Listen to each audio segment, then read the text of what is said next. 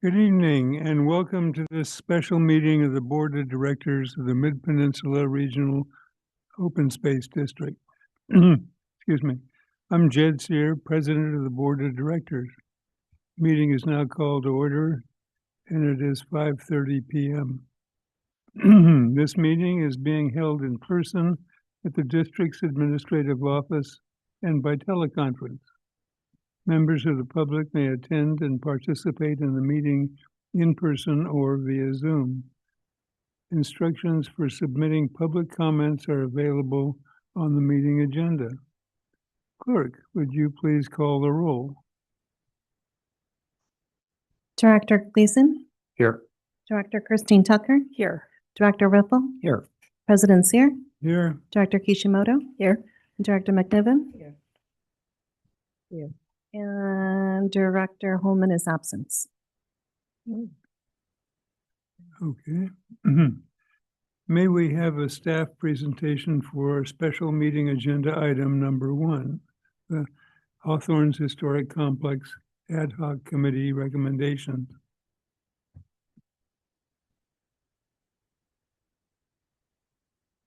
Hi, good evening. My name is Erica Strohmeyer. I'm a Planner 3, and I'm here tonight to present on the 2025 Board Ad Hoc Committee recommendations for the Hawthorne's Historic Complex. The core project team also includes Susanna Chan, Jane Mark, and Tina Hug. I'm sorry to interrupt. I just need to, Director Holman just joined right now, and she will be announcing that she's joining online. So go ahead and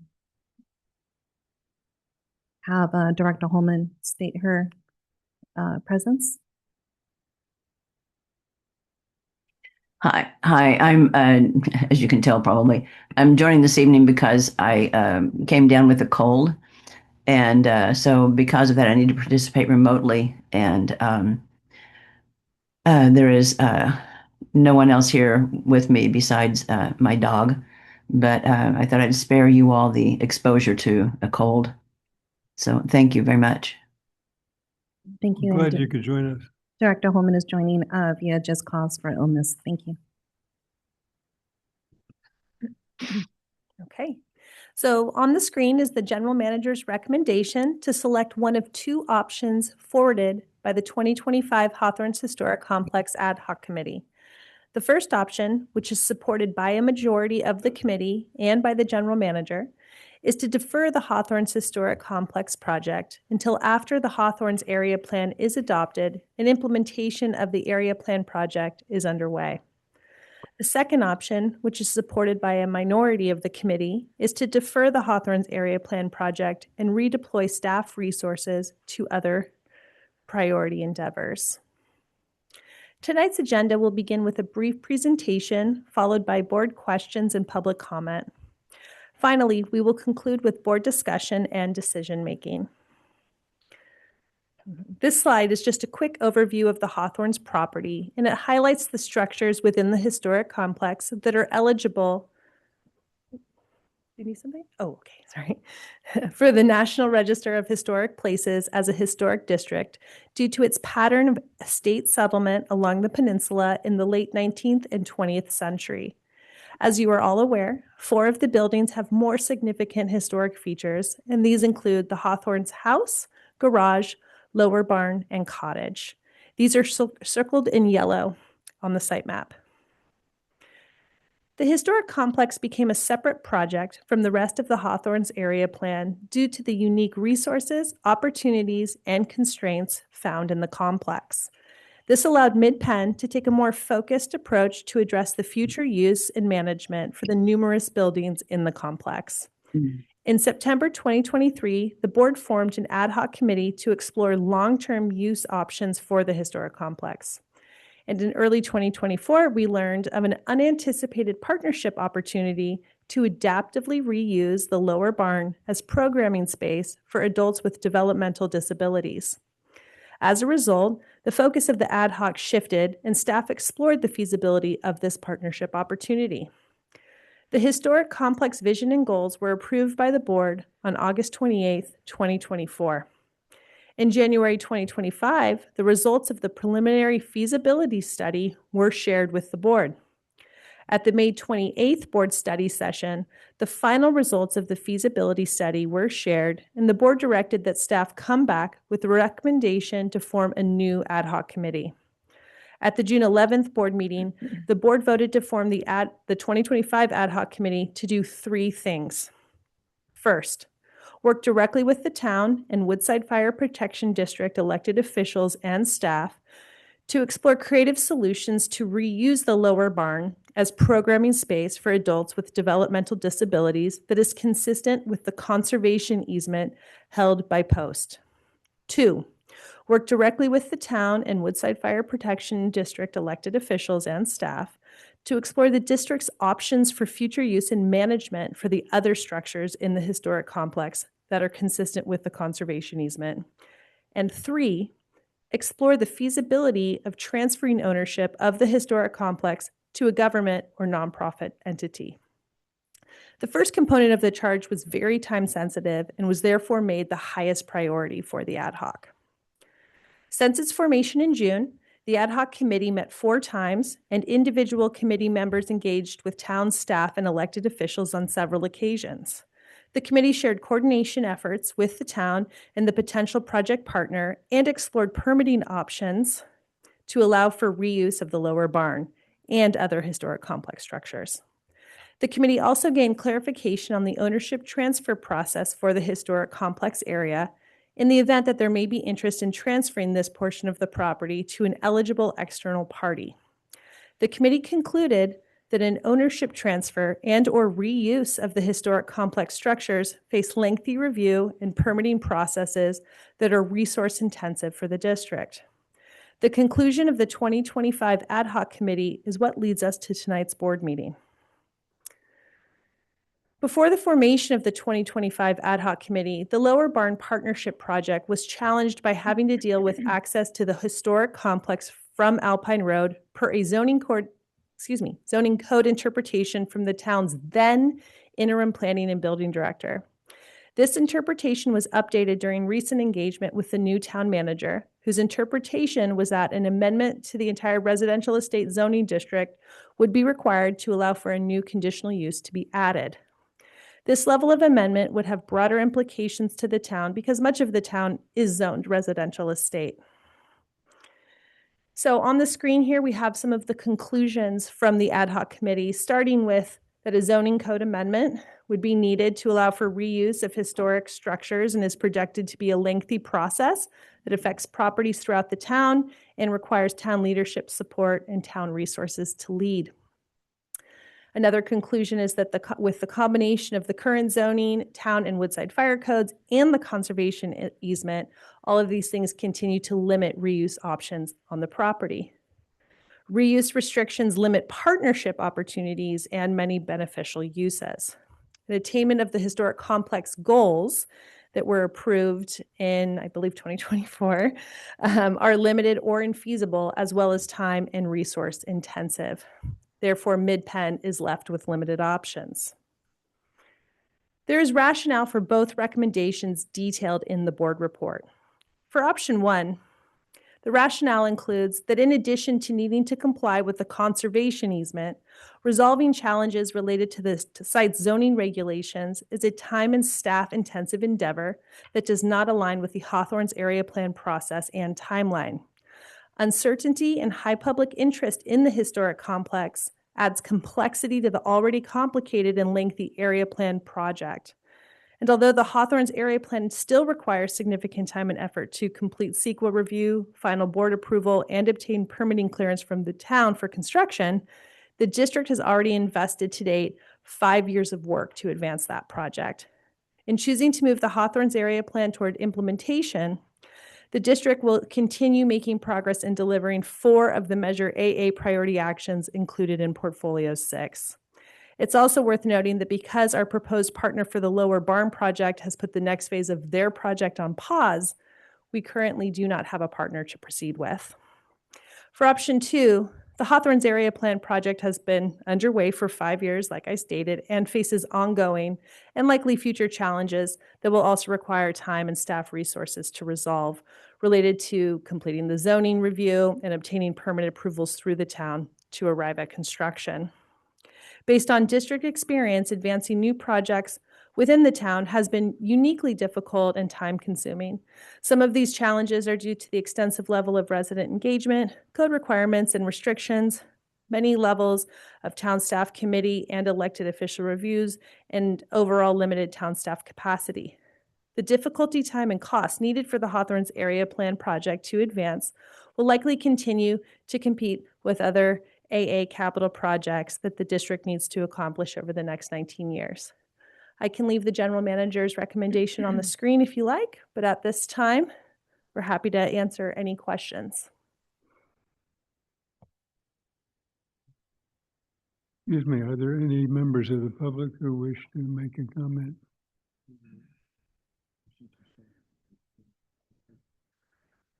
That isn't how I read it, but that's all right. You're right.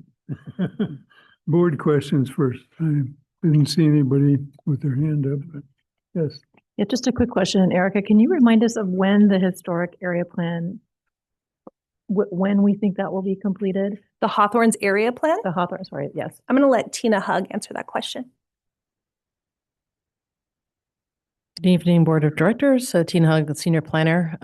The Hawthorne's Area Plan is in the middle of the area plan development, which is slated to come back to the board middle of next year for approval to take it into the CEQA process. Okay. So several years at least, we're looking at. Yes, that's right. At least 2 years, depending on what delays we may encounter. Okay, thank you. Director Yoshimaya? Yes, thank you. Thank you for the report. There's just one thing I couldn't figure out, which is under option 2, it said staff would return to the board with a list of suggested project priorities and trade-offs for board consideration, where the historic complex project could be a project priority to discuss. What? Yes. So what does that mean? Does that mean to bring up the historic complex as a higher priority? That would be a determination that would be made by the board. Oh, I see. Okay.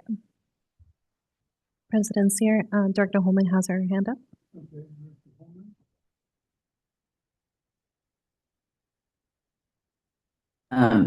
Thank you. I think it might be good if the ad hoc committee members were allowed to speak. I think maybe get a little bit of clarity.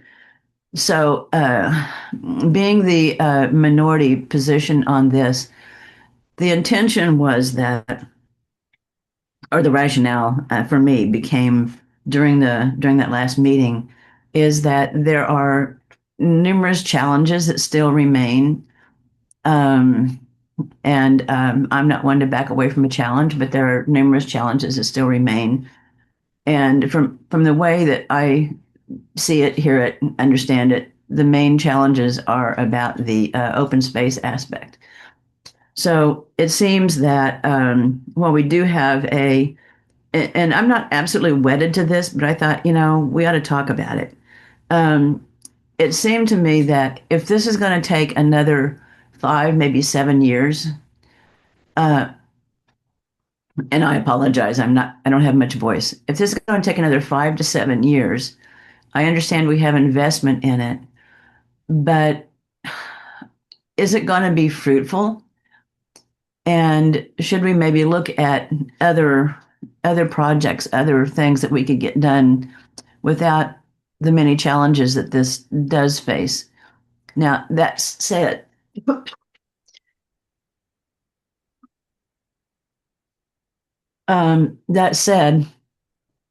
the intention was, because it seems like there are fewer challenges. I mean, we all know that there are many challenges, but it seemed like there were other kinds of challenges having to do with the historic Hawthorne's area district. That we could look at other projects where we could deploy staff resources and spend time and dollars, which might or might not include aspects of the historic complex. I hope that is somewhat helpful. Oh, and the last thing I would say is just that the other thing that drove my my decision on or my recommendation here is that we're looking at a preserve that is all of 79 acres, and for the benefit that we're going to get in terms of public access, and we have considerable parking constraints and upset about that on many fronts. It just seemed like the cost benefit analysis, quote unquote analysis, might lead us to some other options. So that's a discussion I think that we would benefit from having this evening.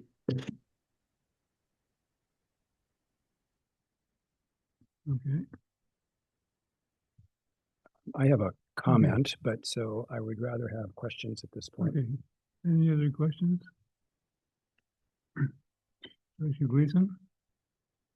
Yeah, first I want to say I appreciate the ad hoc bringing back both of these options. And the reason is that I think there are some pretty significant challenges in this area, right? I went through the initial ad hoc committee and, you know, I saw staff persevering through many challenges. And I think our tendency is to do that, and that's great. But it's also good to keep an eye out for things that might really become roadblocks. So I think it's good that we're talking about this.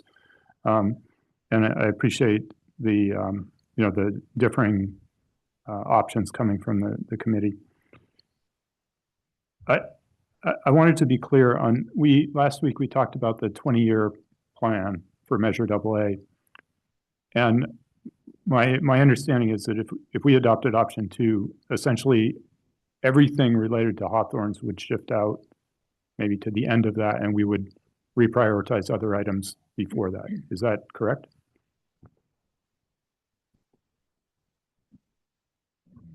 Director Gleason, I was trying to clarify, excuse me, I'm sorry. I was trying to clarify in the statements I was making that is not necessarily the case. It might be, but not necessarily the case.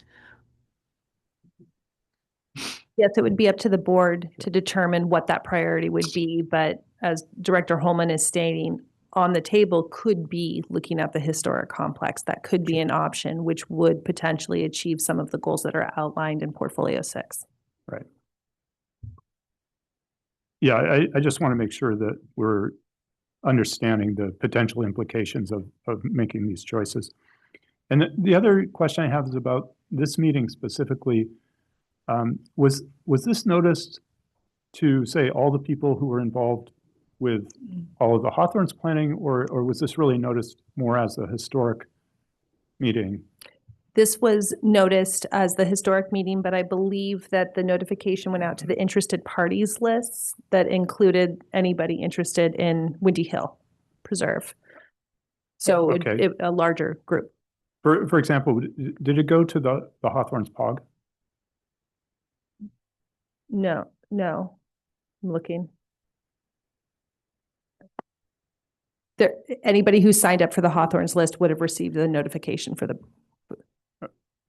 Oh, the POG members were added. Thank you, Natalie. The POG members were added to the Hawthorns interested parties list. The reason I'm wondering is we had an awful lot of interest in the Hawthorns projects in general.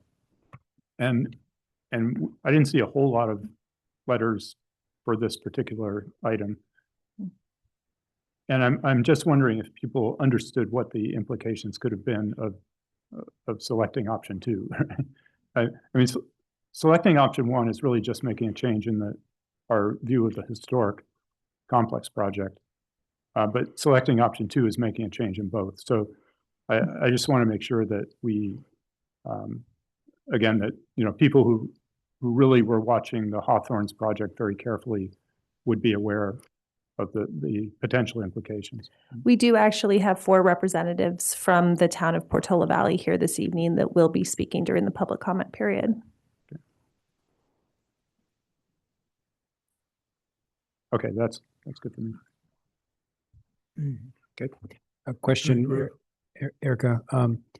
First of all, thank you for the presentation and for all the good work, but I'll get to that in my comments. But a question that I think would be helpful to clarify, and that is the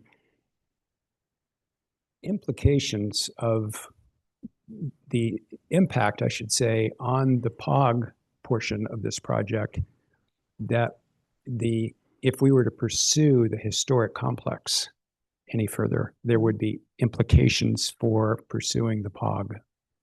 And I was wondering, could you comment on that? When you say implications for pursuing the POG, do you mean implications to the recommendations that the POG made? If we were to continue pursuing the historic complex, there would be implications. There would be an impact on the POG. I'll let Tina address that. I think you're referring, sorry, Senior Planner Tina Hug. I think you're referring not to the POG, but the POG's recommendations that are being incorporated into the area plan, Director. Thank you. Yes. So yes, the area plan itself is driving forward with the land use and public access recommendations, as you know. Right. If we pursue the zoning amendment, as you saw, in order to pursue right. Uses at the historic complex, that zoning amendment would affect the entire site, right. and would pull the area plan into the whole study. So the area plan would then have to take into the zoning amendment would be incorporated into the area plan. All of that work for the historic complex would be pulled into the area plan, and the two projects would then have to be pulled together, even without, we don't have a project for the historic complex, but the zoning amendment affects the entire property. Right. So that's how the two projects would link up together. Right. If that answers your question. And that's why there's a complication there, because we don't have the historic complex in the area plan in any detail, because we don't have a project yet. Correct. Can I also add as Yes. well? The other implication that I see is that we have these recommendations that have come off the POG, the Public Access Working Group, which those came to the board and were approved by the board to include into the plan. Tina, when was that? When did the board approve those recommendations to be incorporated? About a year ago. About a year ago. And so in deferring the Hawthorne's area plan, it is very possible that by the time we pick up the Hawthorne's area plan again, it might be 5 years out plus. And so now you have recommendations that have been sitting, if you will, for an extended period of time, which when that has happened, we've had some experience with that. Sometimes the stakeholders change, and then memories start to fade a little bit, and we then struggle to bring those move those recommendations forward, because we have to re-educate and sometimes go through part of that process again to move that forward. So that could be another implication. Absolutely. Okay, good. Thank you, Tina. Because I just remember that was very influential in my as a committee member in my decision to support option one. Was the impact of the overall recommendations from the POG. Okay. Okay. Other question? Yes. Well, I just wanted to say that, I mean, I agree with the point that Director Gleason raised. And so I'm kind of puzzled. I mean, I'm leaning pretty heavily towards option one. And it seems like option two, yeah, we would make, I mean, if we did do something drastic like that, we would do that after we get that is agendized and, brought to us. But when is POG, when is that part coming back to the board?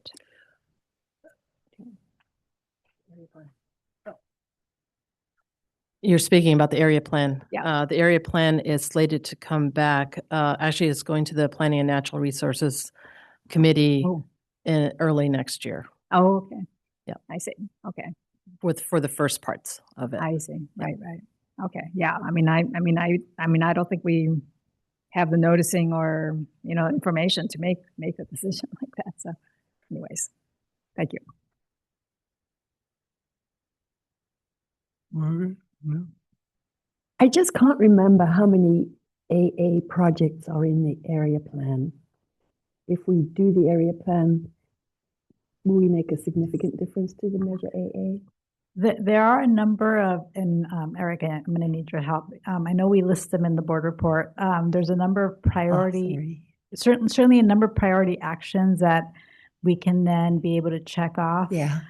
Because the area plan is larger than public access, right? It includes restoration work.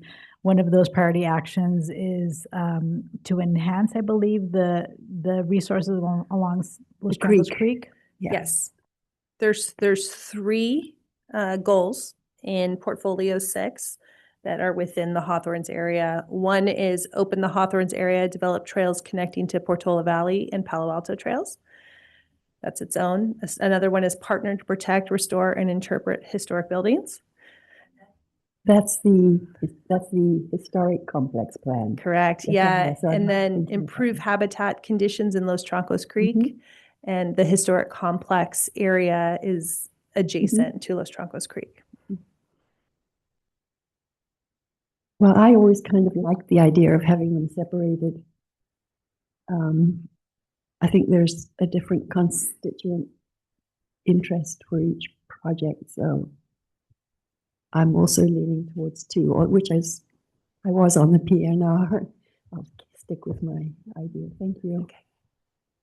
President Seer, I have Director Holman with her raised hand. I'm Director sorry. Holman has her raised hand. Yes, thank you. Let's go ahead. Yes, just to kind of respond, if I could, to as I understood the question from Director Kishimoto, is you're correct, again, if I understood it correctly, that option 2 would not result in an identification of other projects that we would pursue rather than the Hawthorns POG project, because that would have to be agendized separately. I think that was your question. And if not, I just answered it anyway.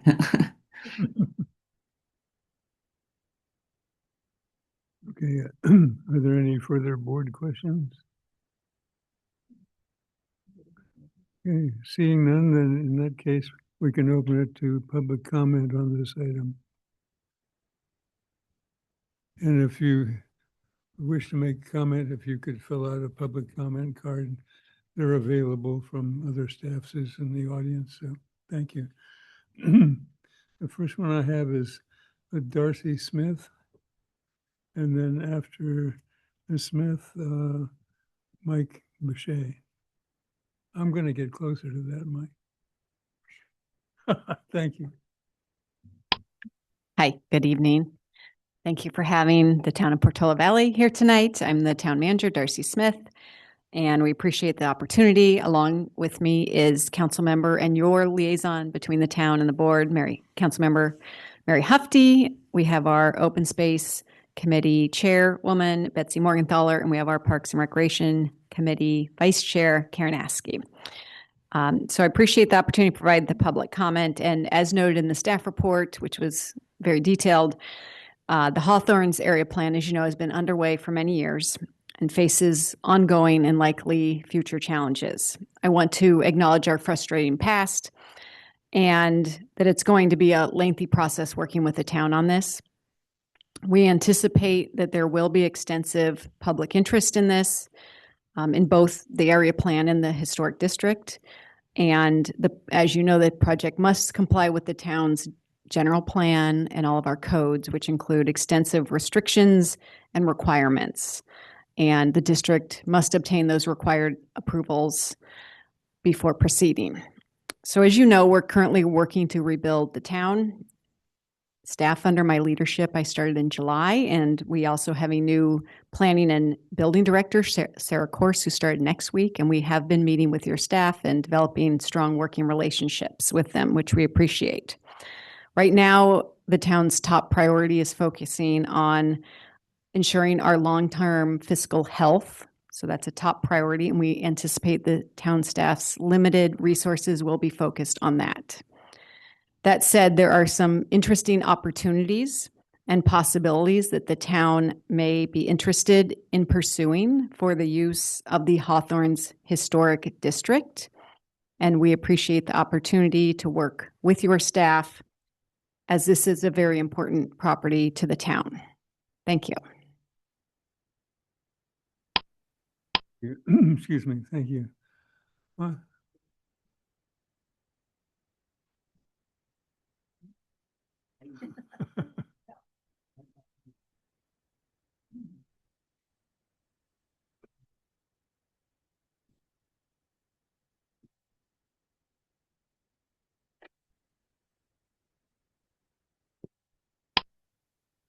Good afternoon or good evening. Mike Bashu, Equestrian Trail Riders Action Committee, borderer at Webb Ranch for horses. I ride the trails through the Hawthorne area and the town of Portola Valley quite routinely. I was a little confused when I first read this agenda item.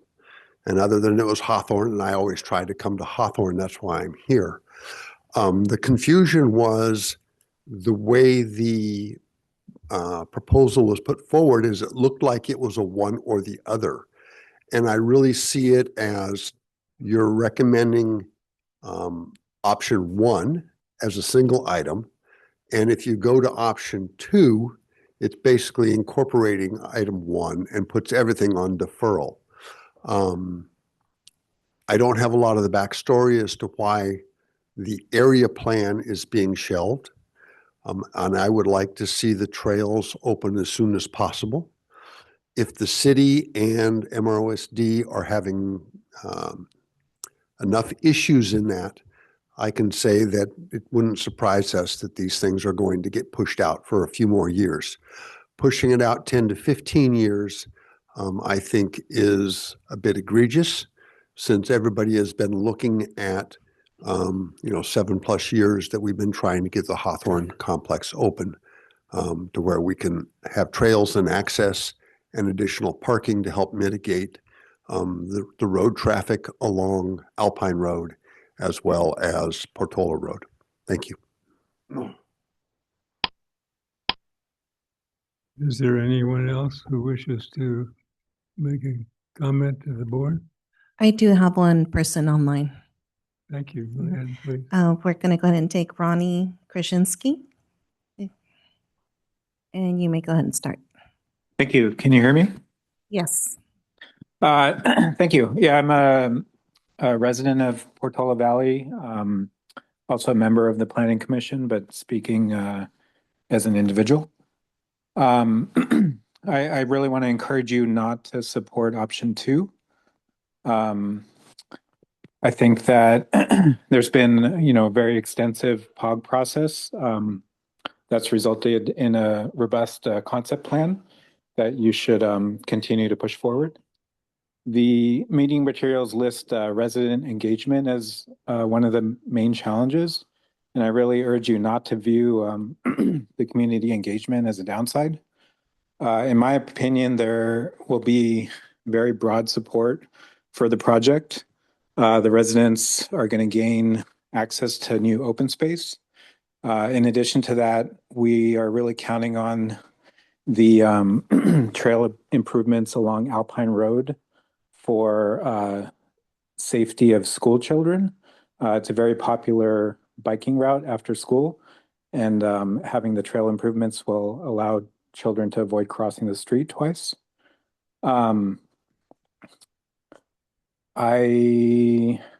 Another downside listed was the limited town staff capacity.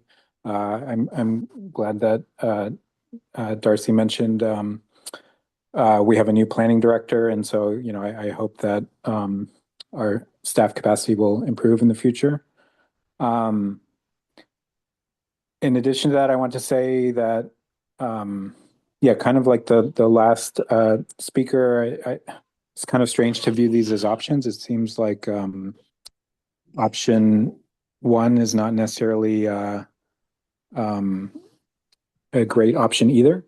One comment about that is that there was a comment in the materials about the zoning changes for the historic complex, that they would impact residential zoning for the entire town. And I just found that very strange. I'm sure there must be a variety of options to avoid doing that. That's my comment. Thank you. Thank you. Is there anybody else who wishes to make a comment? Seeing none, time for board discussion. I'm going to look right. You want to go ahead and Yeah, I'd start? like to weigh in as one of the three members of the ad hoc, actually both ad hocs, but the most recent ad hoc was Margaret, Karen, and myself, as I think we identified. So first of all, I really want to thank Erica and Golly before you, and Tina sitting next to you, and a whole host of others, that this has been a long, complicated process. And I think we explored every option possible. So I really want to acknowledge staff for the hard work in doing this. I also want to acknowledge staff for reaching out to the town of Portola Valley. And I'm looking at the representatives for Portola Valley. It's been a challenge, folks. It's been a challenge, and we've tried to be partners on this. I think we've gone as far as we could on this one. I was actually hoping for a different outcome, but given what we had to deal with, that we decided that two of us decided that option one was probably the most time efficient and financially efficient approach at this time. I guess I would like to go back, though, to at the start of the Woods family even making this possible for any of us. So I do want to acknowledge that, and I do want to acknowledge the role that we as a district have, especially given a piece of land like this, as valuable as it is, to make it, to protect it, to steward its natural resources, and then, as appropriate, make it available for public access. And I really want to go back to the POG recommendations, and this is where I'm going to look at Tina and others, that was a very thorough process, I thought, and it took a lot of effort, especially from the town residents, to come up with what those recommendations were. And when we saw that there was potentially a little bit of a collision, if for the lack of a better word, between pursuing the historic complex with where the POG recommendations were going, that's when I decided we really need to back off, because the last thing that I want to do is endanger anything with delivering on the recommendations of the POG. My experience around here has been delays cost money, lose momentum, and just not an effective way to get things done. And as for those of you that were listening to our annual planning process that we completed last week, that's kind of our enemy right now, is delays. We need to get a lot of work done. And so I did not want to have to restart this and to keep going. Now, with all of that said, option one, though, gives us the opportunity at the appropriate time to come back and revisit what we could possibly do. And I do want to call out the Whites, because they were fantastic partners with us as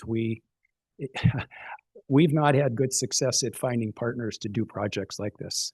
And I really want to call out their support through a 2+ year process to try to figure out how could we make this work with the town, with our requirements, with post-CE requirements and so on. And so I do want to acknowledge their support. But I do want us, though, to not give up on the historic complex, because I think there's still some opportunities there. And to me, and Darcy, I'm so glad that you came, and all of you came, but especially for the comments that you made, that I'm really hoping that over this period of time that we will then have a partner in the town of Portola Valley that will help us figure out how we can actually do some good with that historic complex. All right, and I know that the town has requirements, has needs, not only financial, but housing and so on. We have needs to deliver on our mission and so on, and we have an asset there that I'm hoping is still available for us to do something with that really supports the community. And so with that, I'll end my comments. With that, I felt that option one was probably the most prudent thing to do at this time, given where we were, given where the project was, given where the town was, that this is probably the right decision for us to make at this point, and to make it now, because we've got to move on, if you will. So I'll stop there and look to Margaret or to Karen if you would like to add anything just from a committee point of view. Well, I was also on I wasn't on the PORG, the public access working group. But I sat in on all those meetings, and I found that over the course of the year, people came together on that project. And I think if we pull the plug on that now, it's going to disappoint a lot of people, and a lot of well-meaning people. And so, and if we don't go ahead with it, then we have to start all over again. And I mean, it may be easier in the future. I don't know, but yeah, I'm kind of happy with just deferring the historic complex. I can see that is such a complicated issue, and no fingers pointed or anything. There's money, there's planning work that has to be done, conservation easements that have to be adhered to. So I'm happy with number one. So that said, I'll stop. Karen, did you wish to comment? Yes, please, and thank you. Going back to maybe where I started is like I don't view either one of these as ideal. If wishes were horses, we would not be where we are with this. I'd like to ask a clarifying question of Darcy Smith, if I could, please.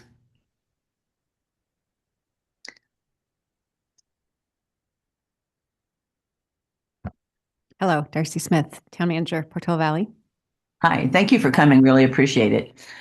So I have been puzzled for some time because the one thing that catches, it seems like, with the historic complex is the need for the zoning change that they would have to go to the whole town. But what I noted in the town's code is that there is an exception process. So what I've never gotten clarity on is why could we not just use the exception process and not have to go to this town-wide zoning amendment, which is quite an undertaking. Well, so there are certainly options to not have a town-wide amendment. We could certainly look at that. I'll just clarify, the town has not officially received any proposal, which we can officially review and opine on. We just had more conceptual, theoretical discussions. But there are certainly options if we had a proposal and it was a proposal that we could find either fit within the zoning or required a very narrow amendment, because obviously there is no property like this in town. I think we can all agree on that. And so there certainly could be options. I think it would just really help the town to have a specific proposal for us, even a pre-application with which we could review, or a more specific use that's defined, which we could evaluate. But certainly with zoning, there's a lot of possibilities to determine it. Probably still looking at a use permit, but with a use permit, you can regulate the use and provide conditions and tailor it to the location. That's really helpful, because it seems like what has come from my experience anyway, what has come to the board has, and maybe to staff too, I don't want to speak for everybody else, is just that, like, to go forward with the barn, let's just say, we have to there would have to be a townwide zoning amendment. And so that's what a lot of the delay was about. So your comments are very helpful and instructive. So it sounds like if we would just make you a pre-application for the barn, for instance, then the staff could look at an exception. Well, maybe not an exception, but we could certainly look at different options with maybe different levels of complexity about how to approach the use. And I think conceptually, it's hard to come up with a definitive answer. I hesitate to say the word exception because that sounds like a variance, which isn't a good word in land use planning. But I think, again, this is a very specific type of property, and it may need zoning that's more tailored to the specific use. Yeah, this is helpful in clarifying. So yeah, I think I've said enough, but thank you very much. Appreciate your comments and for being here to answer questions. Thank you. Thank you.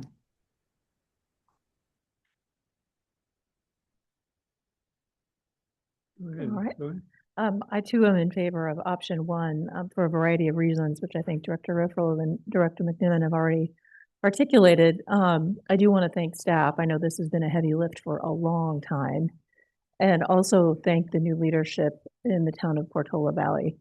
And when I think about deferring the whole area plan project and the impact that would have on the many people that participated in the POG, the initial POG, that's not good. We need to keep moving forward, especially with new leadership in the town, with Darcy and a new planning director. We're all evolving together. And if we were to just stop now, it just feels like so much momentum would have been lost and so much community goodwill or support, or at least engagement, would have been lost. So I do appreciate that this is a hugely complex project and that we may have to think really creatively. But it would be nice to know that we have those relationships in place as time goes on to continue those conversations. So I'm very much in favor of supporting the majority of the ad hoc committee's recommendations for this as number one. Great. Yeah, I understand Director Holman's comments and concerns, but I think this is, as she says, it's a very small preserve, but I think there was really outsized interest in these areas that are in close to town. And it's rare to have that type of opportunity. I have it close to me at St. Joseph's Hill. It's a little place, and you might think it's not that important, but it's hugely important to the town. So I believe that Hawthorne's will be that way to Portola Valley as well. And we've heard, comments about Alpine Trail. It's even, has these other aspects to it, the dog access, bike access, that I think people care about a whole lot. We also, I've noticed that Midpen itself uses it a lot for natural resource interest, right? We had wildflower training there. I've seen volunteer events there and docent-led events there. It's very popular for that. It's relatively easy for people to get to. So I think it really does carry an outsized importance in that way. And I mentioned before that I think it's great that we persevere through things. As we're going forward, Tina and Erica mentioned this will come back to the board or to PNR early next year and to the board in the middle of next year. What I would suggest is that we just sort of keep the reason that we were talking about option 2 in mind, and make sure that we're not going down a path where maybe we end up beating our heads against the wall or we run into some true roadblock. But I would definitely support going forward with option 1 at this time. Go ahead. Well, based on what I know today, I'll be supporting option 1 because I do think it's important to move ahead with the public trails and also the restoration of Los Trancos Creek.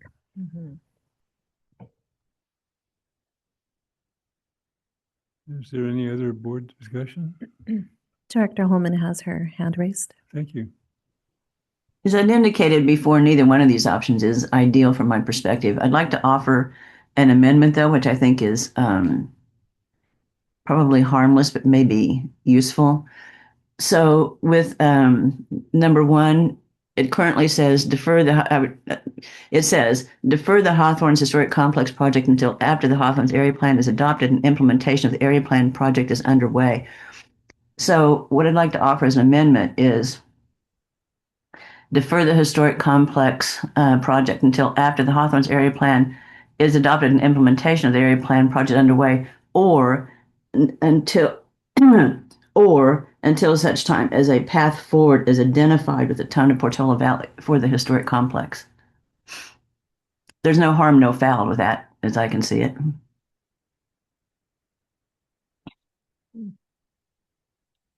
I'm currently awaiting to see if we have a second on the motion. Thank It you. would not. Go. Has I'd like to comment on that, but do you have further clarification, Director Holman? Well, I was just wondering, do we have a motion on the floor? People have made comments. I don't know that we have a motion. There's no motion. But I think it's instructive for you to put forward your thoughts, which could be incorporated into a motion. So is it all right to comment on your proposed change? Yeah, of course. And of course, an amendment to the motion is, Correct. subject to the approval of the maker and seconder. One of my please. Yeah, one of my concerns is I want to really have staff laser focused on moving the POG recommendations forward.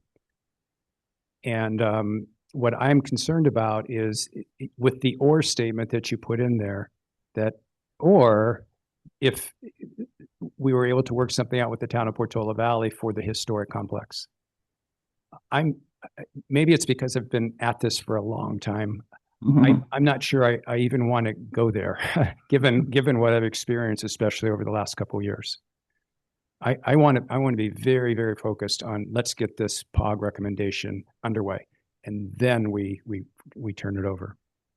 So that would I would not support that recommendation. No, I just wanted to get my thoughts out because I'd love to hear Director Holman. Your thoughts about that?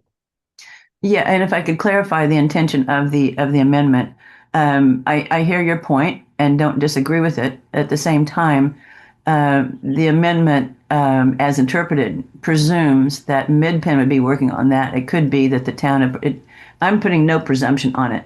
It could be that the town of Portola Valley goes, hey, wait, we remember that, there was a proposal to, adaptively reuse and restore the barn and da-da-da-da, but we've had a change of heart or we've seen some way forward, something, so the town of Portola Valley could come to us with something.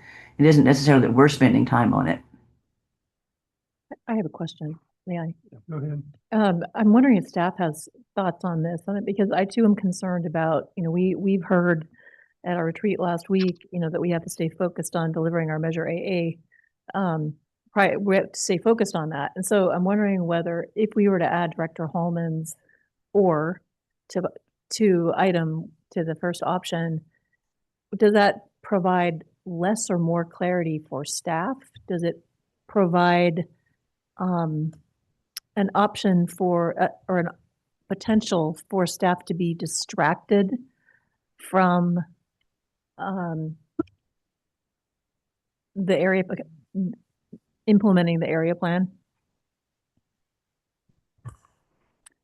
So I guess I have these thoughts.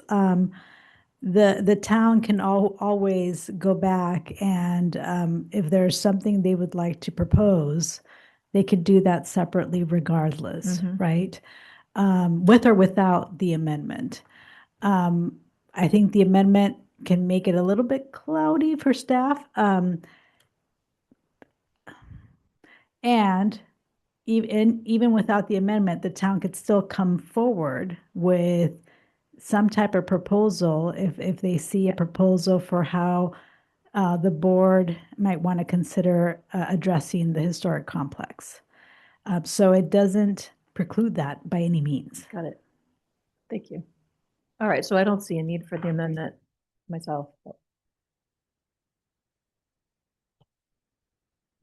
Yeah, I also had some questions to clarify. One is, would we continue this dialogue with Portola Valley on zoning and use regardless, or would we defer that as well? So if it's specific to the Hawthorne's historic complex, that is the piece that would be deferred. Unless the town themselves came to us with more information and a pathway forward. It's the, I guess for me, the way I see the way the language is now is that our focus is the area plan. The town can always come back to us with more information that they've discovered or a pathway forward they've identified or a new proposal that we haven't maybe thought about. And we could always entertain that separately, but we would not be investing the time to investigate that on our own. Okay, and when we say after, are we talking about the date where we approve moving to CEQA, or are we talking about the real completion of the area plan? I hope Tina understands the question. Did you get that question? Or maybe No. you can ask that one more time. So when we say defer the historic complex project until after the Hawthorne's area plan is adopted, okay, so it really is the complete area plan that we're showing in in that 20-year plan. It's not the point in 2026 where that you spoke about previously. Right? That's correct. The area plan being adopted would be at the end of CEQA. And the board would be approving the project, officially approving the project, and then that would release the project to go into implementation, and another department would take it over to. Right.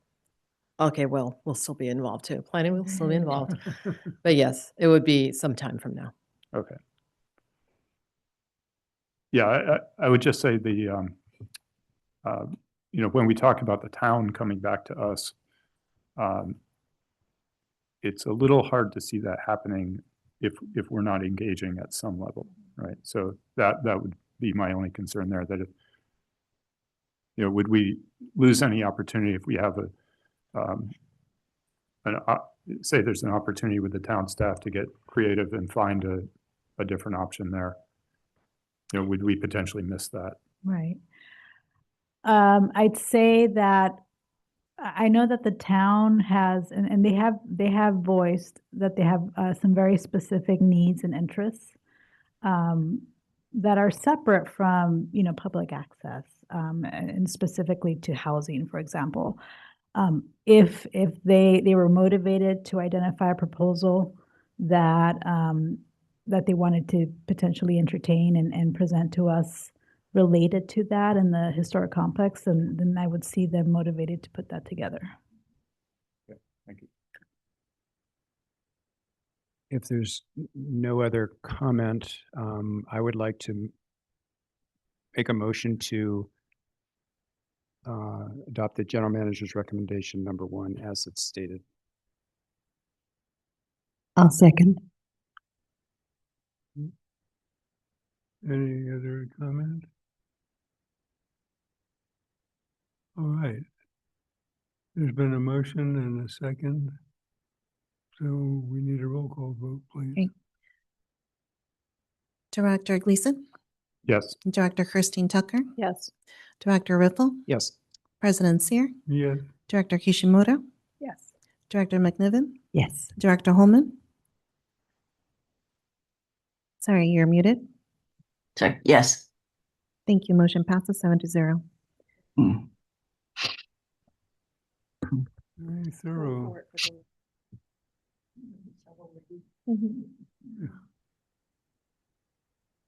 Okay, so we are on pause now. We will reconvene. This is to have a special meeting on the finance board. So I Finance believe, authority. right, and I believe we'll have a bit of a recess because the financing authority meeting will begin at 7 p.m. Before we adjourn, I just have a follow-up question for staff. So I think we're going to get questions. So what happens to all the buildings at this point? Is staff prepared to answer a question that we better be prepared for? Thank you, Director Riffle, for that question. Yes, 2 things. In the area plan, we have actions that are being developed for the ongoing maintenance efforts for that, for the historic complex area. I'm going to call on Jane. I think she has more details. Good move, Tina. Thank you. That was a good job, Tina. Jane Mark, Planning Manager. In fact, we will continue to do vegetation clearing and to ensure that we meet the requirements of Woodside Fire for defensible space around these structures.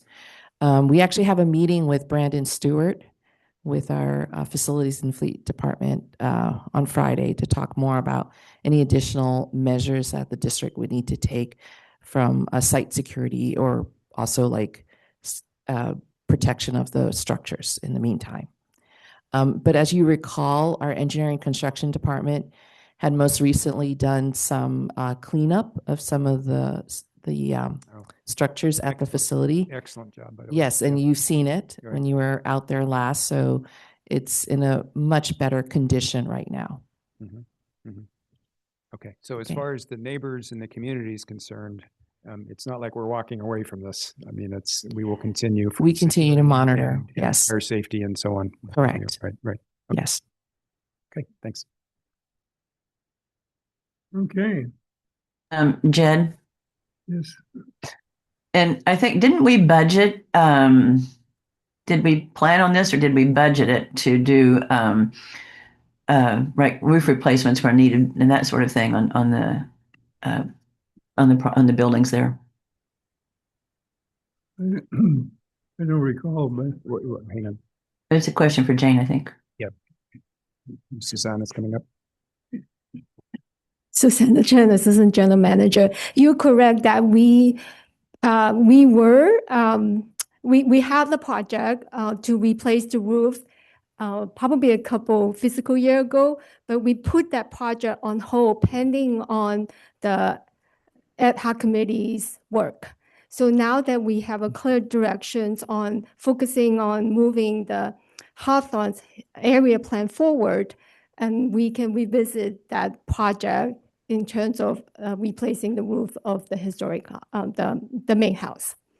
Yeah.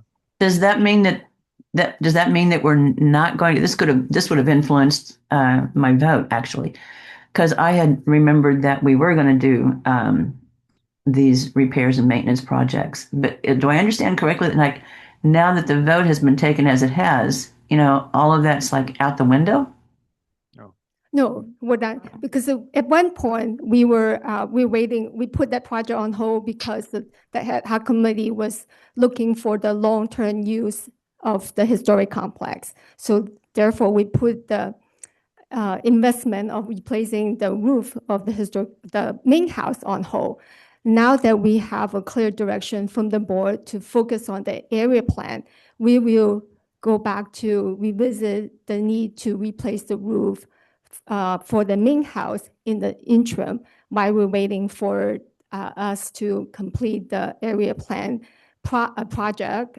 And we, at such point that we focus on the historic complex. I'm sorry, I'm still confused. I go back and revisit it. What does that mean? It's like, so revisit whether the roof needs to be done or not, and then what if it does or doesn't need to be? Or I'm still in the dark about what's going to happen. Yeah, basically what I'm saying is that we put that roof replacement project on hold, but now we need to go back and look at it and do the replacement. Okay, now that's clear. Okay, all right, thank you. Actually, Susanna, could I follow up on that question? So that's the main house. Right. I guess I'm just wondering is I forget how specific we were for the 4 structures. And do we need to revisit that now that we've made this decision tonight? Is there some way of revisiting that? Because I'm thinking we've got a CIAP coming up that you all are working on. And I'm just wondering if maybe that item needs to be modified now. Yeah. So very good point. We did a condition assessment for all the structures. Yeah. We do have recommendations from the report that what to do with the structures. Yeah. And now that we have this directions, we do need to go back and look at the recommendation on the different structures and what we need to do to maintain the structures. Okay. I'm going to channel Director Holman a little bit now. So when will we know? I mean, how will we know kind of what the decisions are? And maybe, if anything, Susanna, is it a refresh our memory of what's going to happen? I think that's where Director Holman's going. Yeah. So as part of right now, we are doing project planning for next fiscal year. Yeah. It now is good time for us to look at what we need for those remaining structures. Okay. So they would start to show up as projects in the upcoming 3-year CAP. So that's when we'll find out what we're going to. Yes, and then you would see kind of that's my the first repair versus if there's any subsequent repairs after that. Yeah. Right. Okay. All right. That's what I need. Thank you.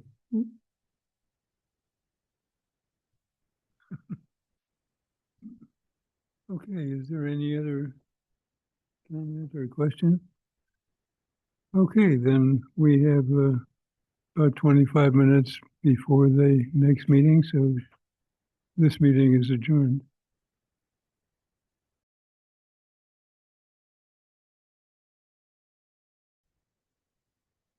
Thank you. Good evening and welcome to this special meeting of the Mid-Peninsula Regional Open Space District Financing Authority. There's a long title. I'm Jed Sear, Chair of the Financing Authority Board. This meeting is now called to order. It's 7 p.m.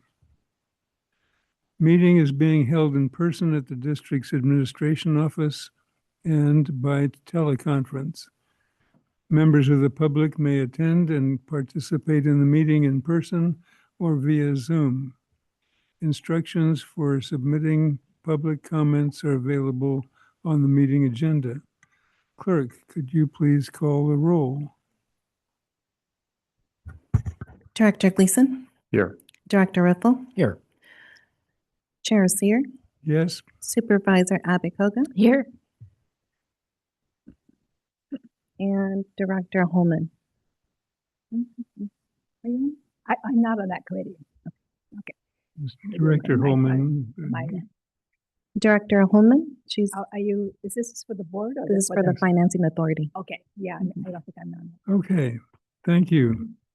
I'm sorry, Director Holman, you're muted. Yes, trying to. Yes, I'm participating remotely according to the just cause language that's allowed because I have contracted a cold. And so I'm participating from home. There is access to the public and no other adult is here. Thank you. All presents. Thanks for tuning in. Okay, may we have the staff presentation for agenda item 1? Good evening, Stefan Jaskulak, CFO. Welcome to the most riveting meeting of the year for the Finance Authority. Tonight, we're here. There's 2 recommendations from the Executive Director. One of them is to confirm current officers of the Finance Authority, and the other one is to accept the report on the Financing Authority's debt issuance. So basically, per the bylaws which were established back in 1996, the board consists of 5 members. One of them is the president of the board of the district, 3 members of the district board, as well as 1 member of the Santa Clara County Board of Supervisors, whose district encompasses most of our territory then. So that means that we have Board President Sear, Vice President Gleason, Board Treasurer Riffle, Board Member Holman, as well as Santa Clara County Supervisor Abikoga as the entire board of the Finance Authority.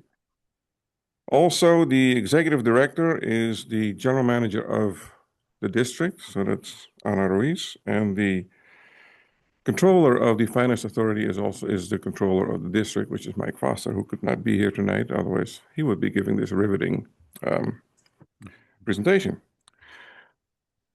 The last bond was issued back in 2011. That was the 6th bond that the district issued. All the bonds have been repaid. The last one, the 2011 bond, was repaid back in 2021, 4 years ago. Since then, there has been no activity. The basic financial statements of the Finance Authority is just a whole bunch of zeros. There's nothing else going on. And that is in the report, which I'm asking you to accept. Separately, regarding dissolution, since we no longer need the Finance Authority, since the district can now issue 30-year bonds on its own, we have started, under the Executive Director's guidance and direction, research to make sure that there's no promissory notes or rental payments or any other obligation that the Finance Authority may have that have not been cleared off the books or off of any recordings, if you will. We're going to make sure that that's not the case, that all of that is resolved, that there's nothing completely clean slate, and then we will come back to the board of the Finance Authority to propose dissolution. Personally, I hope we get all of that done before June 30th. Otherwise, we will have 2 more meetings, annual meetings of this body. And then I'll open it up for questions. Okay, are there any board questions? That was going to be my question of when are we going to finally, it seems like we've been talking about this for like 4 years. So we have, since we paid off the last bond, and we have done some research and we've made progress on that. But we just want to make absolutely sure, triple check to make sure there's nothing hidden in some kind of nook or cranny of some recording that we oversaw. Okay. Super. Right. Okay, is there any public comment on this item? Chair Sarah, I do not have any online nor in person. I don't see anyone in the audience either. Any further discussion by the board? I'll just make a brief comment. A very useful tool for us a few years back. And we've been very frugal and paid off all of the bond issue on time or ahead of time. So I think it's been a useful tool, and we don't appear to need it in the future. And so we're moving in the direction of having this dissolved. All right, so are you clear on what we're doing? We're simply saying I need a motion to confirm the current officers and accept the report. So moved. Oh. You want to say? No. I'll second. Thank you. All right, moved and seconded. May we have a roll call vote, please? Director Gleason? Yes. Director Riffle? Yes. Chair Seer? Yes. Supervisor Abikoga? Aye. Director Holman? Aye. Thank you. Motion passes 5-0. Hot dang, 5 minutes. Before we close this discussion, it has been a useful tool also to get the supervisor to join us. So once the tool goes away, we hope we come up with another tool to be able to have you join us for future meetings. Good, that's great. Okay, the meeting of the Finance Authority is now adjourned. Okay. It's such a pleasure to knock on wood. Thank you. Well, I have a gavel. Thank you so much for coming. Yeah, really appreciate it. Appreciate your participation.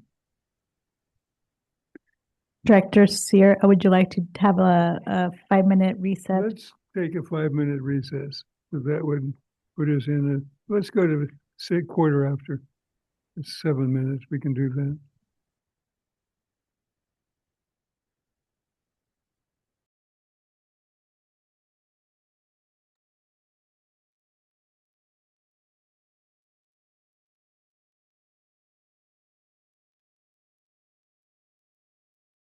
I'm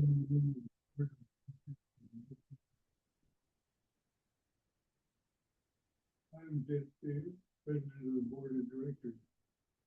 The meeting is now called to order. Meeting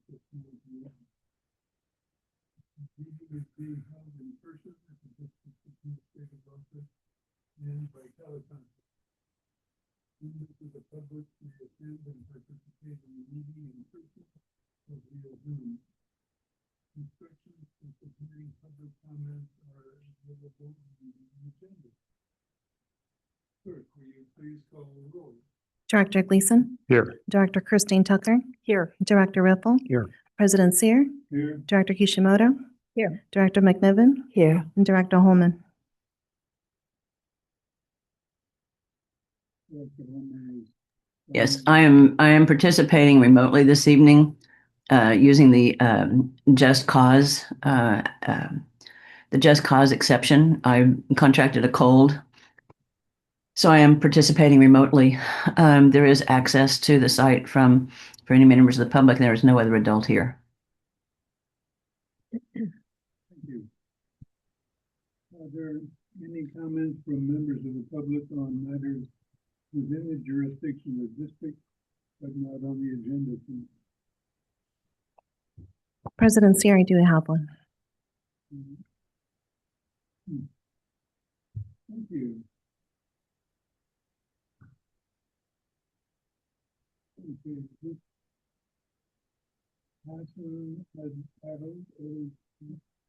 I'm sorry, I don't want to. My name gets mispronounced all the time, so I try to be sensitive to the. To the Director Seer, can I just request to see if you can use your mic or speak up a little bit louder, please? Okay, I'm sorry. Would you say it again? Sure. Is your microphone on? Now, Thank you. sorry, Thank you. sir.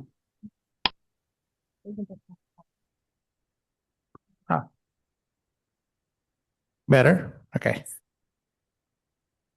My first time, so I apologize for any mistakes. My name is Hassan and my wife's name is Lana. At 13, she was shot by a man and the bullet rendered her using a wheelchair for the rest of her life. We met at college eons ago, kind of balding now. I bring this up to share that dealing with mobility obstacles is something we are sadly accustomed to. I love these spaces, keeping an eye on trails rated with a wheelchair sign. Excited to see one each time. Sadly, at times, what I found was a trail that was not only impassable by a wheelchair user, but downright dangerous. A recent example is the Grasshopper Trail at Old La Honda Preserve. The parking lot has a nice accessible parking spot and a bathroom, but 30 feet after starting, there's an off-camber drop, often narrow and too steep, plus at least 3 to 4 cattle gates that require some height and a lever to open. Although, say, Rancho San Antonio has some fantastic paths. Besides the obvious risks, they can also discourage the person who summoned the courage just to get outside and leave their house. And at worst, it leads to not having trails that are truly accessible. But I'm not here to complain and leave. I also want to contribute my time and energy to help improve them. Thank you. Thank you very much. Thank you. Do we have anyone online? I do not have any others. Okay, and do we have any more in the audience who wishes to address us? Director Seer, Yeah. might I make a request that staff follow up with our public speaker and perhaps provide some additional information if necessary Yes, on trails? I was going to mention, and I hope that you provided your contact information, or also if I can have one of our staff members come up and talk to you as well. We could certainly relay information around our easy access, ADA accessible trails, and then also have any further discussions with you about the topic that you've raised. Thank you. Okay.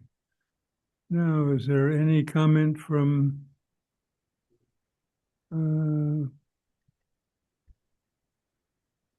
excuse me just a minute. We're on I the have agenda. a motion to adopt the agenda. Yeah. So moved. Second. Okay, moved and seconded to adopt the agenda. We need a roll call vote, please. Thank you. It was moved by Director Riffle and second by Director Christine Tucker. Director Gleason? Yes. Director Christine Tucker? Yes. Director Riffle? Yes. President Seer? Yes. Director Kishimoto? Yes. Director McNiven? Yes. And Director Holman? Yes. Thank you. Motion passes 7-0. Okay.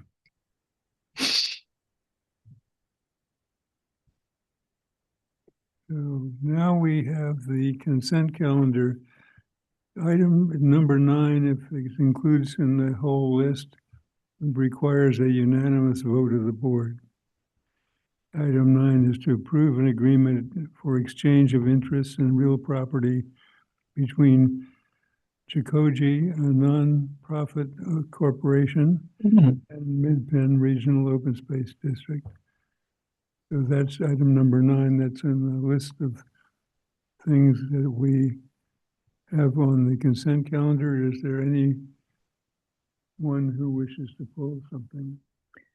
Director Seer, I don't wish to pull an item, but I noticed that we have our real property manager, retired real property manager, Mike Williams, in the audience today, and I believe he's interested in item 8, which is acceptance of the Gift Bonner Trust property.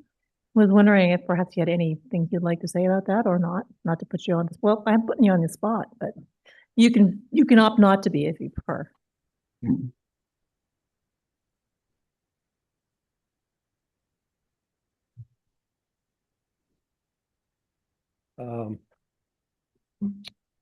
Good evening. Happy holidays.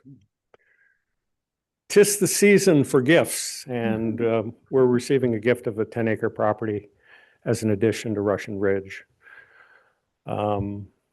It's a beautiful little 10-acre property with redwoods and Doug firs, and please pass the consent calendar. Thank you, Mike. I'll move. Yes, go ahead. Yes, let me see. I do have a question about 9. Do I, You can. you want me to pull it or? Well, that's, why don't we go ahead and pull it and then we can just wrap it Okay. with everything else. So with Steph, what's the question you have? Oh, are we talking about number 9 now? Number 9. So do you want to pass the rest of the consent calendar first? Is it a long discussion? No, why, it'd be easier to do that. Let's just pull 9. And then we need a motion for the consent. I'll make the motion to pass the consent calendar, accepting number 9. Okay. I'll second that. Moved and seconded. Roll call vote, please. Director Gleason? Yes. Director Christine Tucker? Yes. Director Riffle? Yes. President Seer? Yes. Director Kishimoto? Yes. Director McNiven? Yes. Director Holman? Yes. Thank you. Motion passes 7-0 for all items except number 9. Thank you. Okay, so number 9 requires a unanimous vote, but I think we need a comment from staff so that we can get your questions answered. Okay, should I go ahead with my question? Please. Okay, and I think I read this carefully, and it looks like a very good exchange. But I guess what I'm interested in is has to do with the public access. And I did ask for a copy of the CCNR, which I did receive. And one question, it's actually interesting reading because I think most members of the public don't realize that you can stay overnight at Chikoji for $100 a night, and there's other clauses. I guess I don't know if the rest of the board has seen it or not. Let's see, it's on, clause 12 and 13 in the CCNR they talk about the gates and the trails. And I guess my question is, there's one gate right by the pond, and is that the pond? It says the Skyline Gate is kept closed and locked, it says, and the second gate should be kept open. Let's see about said second gate shall remain open at all times except for those occasions. There's some exceptions, but is that second gate the one by the pond? That's one question. Yeah, Alan Ishibashi, Rural Property Manager. The answer is yes. I did consult with Brian Malone to confirm this. Okay. But these CCNRs were actually in 1982, right? So yeah. there was the Skyline Gate, which you're referring to, which is supposed to remain closed. And then the second gate that's referred to is the one that is by the pond, right? Okay. We have added a third gate since then, right? So there's another gate kind of at the intersection of Ward Road or Ward Trail and the main driveway into Jikoji. So there's kind of 3 gates operating out there now. Oh, is that but right? only 2 anticipated in the CCNRs. And is that third gate open and closed? It is not unspecified. It is closed typically, right? It's to prevent people from driving beyond Jikoji into our preserve, right? But there is like our typical, I don't know what you call it, it's trail style where you can go around the gate on bike, on foot, or on a horse. And then, yes, I mean, I that's one of my favorite preserves, and I think I've seen it sometime.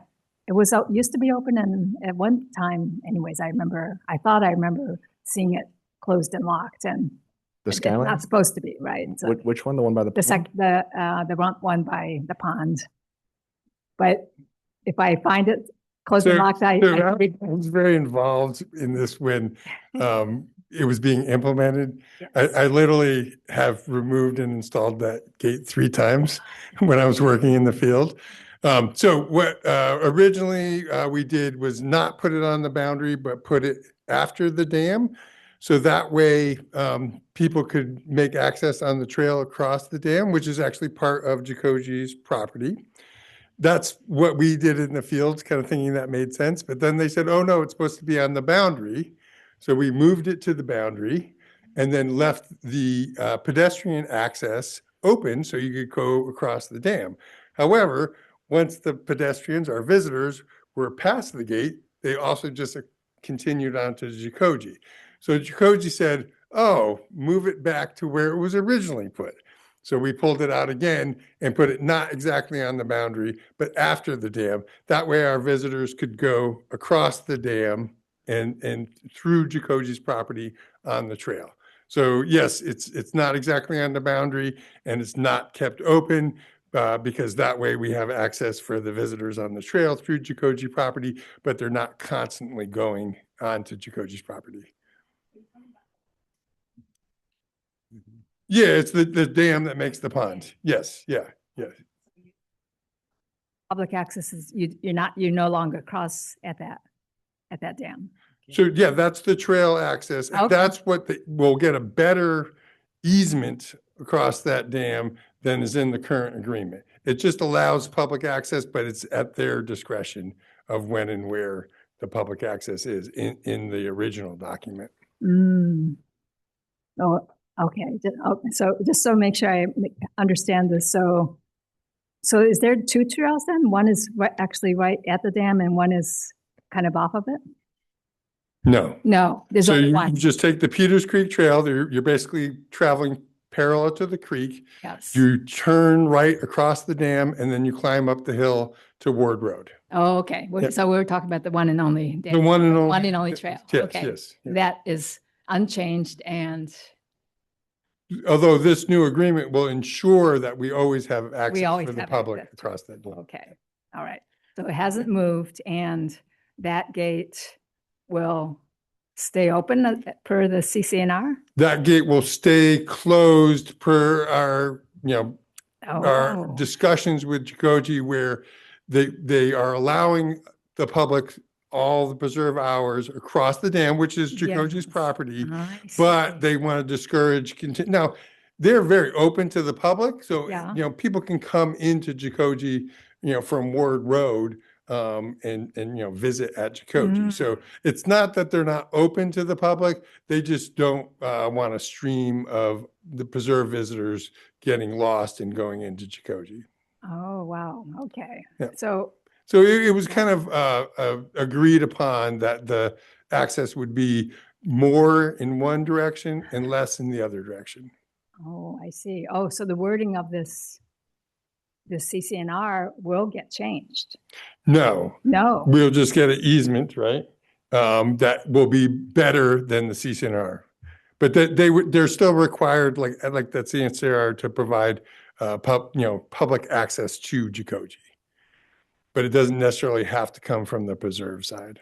I mean, the wording says said second gate shall remain open at all time. Right, and we could insist on that, but management-wise, it doesn't really make sense. Okay. Could I comment? I mean, you've hiked up there a lot of times, right? Yeah. So I don't, and the configuration is, there's no change to the current configuration of that gate. Correct. It would stay the same. Now, we'll also say that part of this will allow us to look at moving the bike trail off the dam, and there's potential that there's San Francisco garter snake. They have been cited actually by residents at Jikoji in that location. So they're allowing us to do studies to confirm if that's the case. And if that's the case, we would like to move bike access away from the pond. Oh, but that's not what we're doing tonight. That's not what we're doing tonight, but part of the agreement allows us to do the studies needed to to move the trail. Yeah. Well, I guess what I'm interested in is, like on the trail side, it says, Bodie shall maintain and operate these trails as private trails, but shall open them to the public on a reasonable basis in conformance with terms and conditions thereof. And it's not very clear what the terms and conditions are, but. Correct. And that's why the easement is so much better across the dam face and why we made that bargain, if you will, in the past to allow continuous, not restricted public use across the dam, which is on their property, open during all the preserve hours, whereas the access into the Jikoji trails is at that they need to allow public access, but it's at their discretion, times and that sort of thing.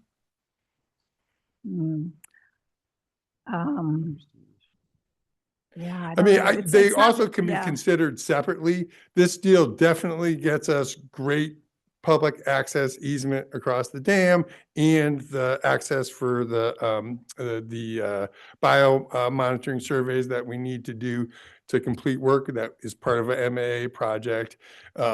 We could also have a discussion of whether they're, what they consider the public access that they provide, but they are always very welcoming to the community and anyone that's interested in the retreat there. But that's something that is not affected by this agreement. So you could have a discussion about it at a later time. But that gate will be closed and locked. That is what we have agreed to up to this point, because they've also agreed to provide access across the dam. So so they do provide overnight accommodations to hikers. That's also part of the CCNR. That is part of the CCNR. I am not aware that they're currently doing that. I looked on the website. They do? Okay, yeah. So there are some elements like they say they'll provide a water fountain too. That hasn't been done, but it's not. I mean, not everything that we're allowed to use in an agreement like this is always activated. But that is, those agreements are something that we could, ask them to do in the future if desired. I don't know. I'm just kind of puzzled because Mhm. part of it, what I do care about is that it is, the CCNR was very carefully negotiated and it does provide for an open gate and provides for, the open access on some of the trails and for accommodations. It for is a confusing issue. That is why my boss explained I had to move that gate 3 times. Right? We were struggling with that. Like, how do we provide the best public access and still meet the conditions of the CCR? I know, But I guess the biggest take-home point is that this agreement doesn't affect or negate any of the other conditions, right? Am I accurate in the CCR? So we would still have the ability to implement those if the board was interested in reaching out and discussing those with Jikoji, or having staff do that, of course. But there would be no leverage point, or why would they talk to us about that? Well, the leverage right now is to get a great easement across the dam because they needed us, to provide access for their system. So, but we wouldn't need to add anything to the current agreement if we were asking them to enforce it. But keep in mind, that would never be full public access whenever during preserve hours. It would be at their discretion how they were providing access. Okay. Yeah. It would be, it's a public document. It is a CCNR that's legal, right? Yeah. Yeah, no, we certainly could. I just don't, I think we've worked a good deal with them and I don't recommend doing that. And it certainly shouldn't impact making, in my opinion, a good deal tonight to get the rock solid easement and the right to do the surveys. I see. And provide them something that they need for their facilities that is a community asset as well. Right. They need a septic, Yes, a leach septic, field. yeah. They need a leach field and we're perfecting our access over the Correct. dam. Yep. Okay. I don't mean to make trouble. It's just, it does leave some things ambiguous, and it's good to remind everybody of this, the public access and their promise to do the accommodations, which they do. Yes. Okay. All right. Sorry to take much time. I have one follow-up question. Yes. Since you mentioned the project to reroute the bike access, I guess my previous assumption was that all trail access would be rerouted, but are you indicating that's not the case, that, for example, you could still hike over the dam? So that would be a choice, probably based on natural resource issues. So there's really, and we're nowhere near kind of presenting those options to the board, but the options would be reroute the trail and have that be bike access and continue to have hiking and equestrian access across the dam and across the bridge that goes across the spillway, or remove the bridge and not have through access, but people enjoy viewing the pond, so they could just walk or ride their horse onto the dam. Or say, oh no, we really want to be more protective of this, just close all that area off. But as you can see tonight, we've reserved that easement because we do have interest in continuing to allow people across the dam. Okay, thanks. Yep. That makes sense, Ellen. Okay. Is there any other question on item number 9 on the consent calendar? All right, then we need a vote. And this requires a unanimous vote of the board. I think Director Kishimoto should make the motion. Okay. All right. Well, I suppose I had many questions about it, but I understand keeping up, getting the trade-off. So, okay, I'll make the motion to accept the staff recommendation on 9. I'll second. Okay, moved and seconded. May we have a roll call vote, please? Thank you. President Seer, also wanted to note that we didn't have any public comments for Thank any you. of the consent items. Thank you. Just board comment. Director Gleason, Yes. Director Christine Tucker, Yes. Director Riffle, Yes. Chair President Seer, sorry. Yes. Director Kishimoto, Yes. Director McNiven, Yes. Director Holman. Yes. Thank you. Motion passes 7-0 for item number 9. Okay, thank you.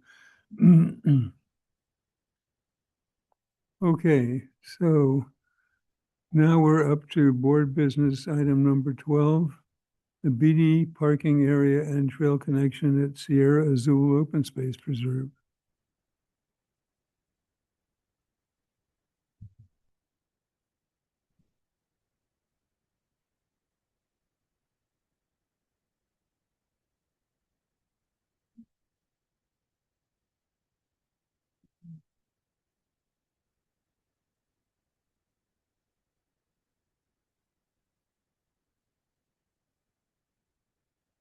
There we go. Good evening, everyone. My name is Mark Brandy. I'm a senior capital project manager in the engineering and construction department with the district. It's a pleasure to be with you tonight. I'm here to present the Beatty Parking Area and Trail Connections project to the board of directors. Before we begin, I just wanted to start with a few quick acknowledgements related to the project. I wanted to thank my colleagues in virtually every department within the district for their contributions to the project to date. I wanted to thank all of the various members of the public who have contributed their time and energy to attending our meetings and commenting on the project. I wanted to thank the Planning and Natural Resources Committee members for the feedback that we have received to date.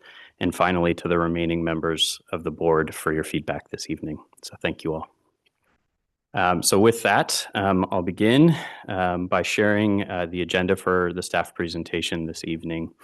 What we'd like to do for you is to review the general manager's recommendations for this evening for the project. We'd then like to take a step back and review some project background that will help inform decisions related to the recommendations. We'll then briefly recap the most recent planning and design efforts on the project, as well as project costs, and then finally talk about next steps should the board elect to accept the recommendations this evening. Before I move on from this slide, I'll just point out we have a location map of the Beatty property on the right side of the slide here. The Beatty property is located on the east side of the Lexington Reservoir on Alma Bridge Road, directly across the reservoir from Highway 17. So with that, I'll jump into the general manager's recommendations for this evening. The recommendations are broken out into 4 parts relating to different aspects of the project.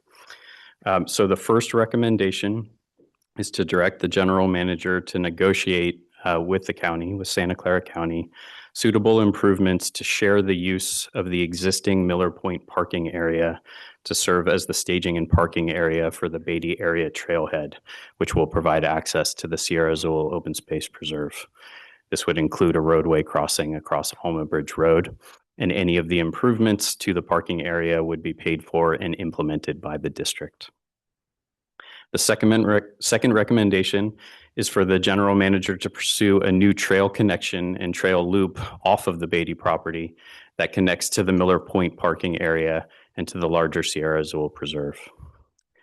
The third recommendation is to approve a funding contribution of $650,000 to support the final design and construction of a portion of the adjacent Alma Bridge Road Newt Passage project, which we'll describe in more detail this evening as well. This portion of the project would be located to the north of the Beatty property and would serve as a test case for the larger Alma Bridge Road Newt Passage project.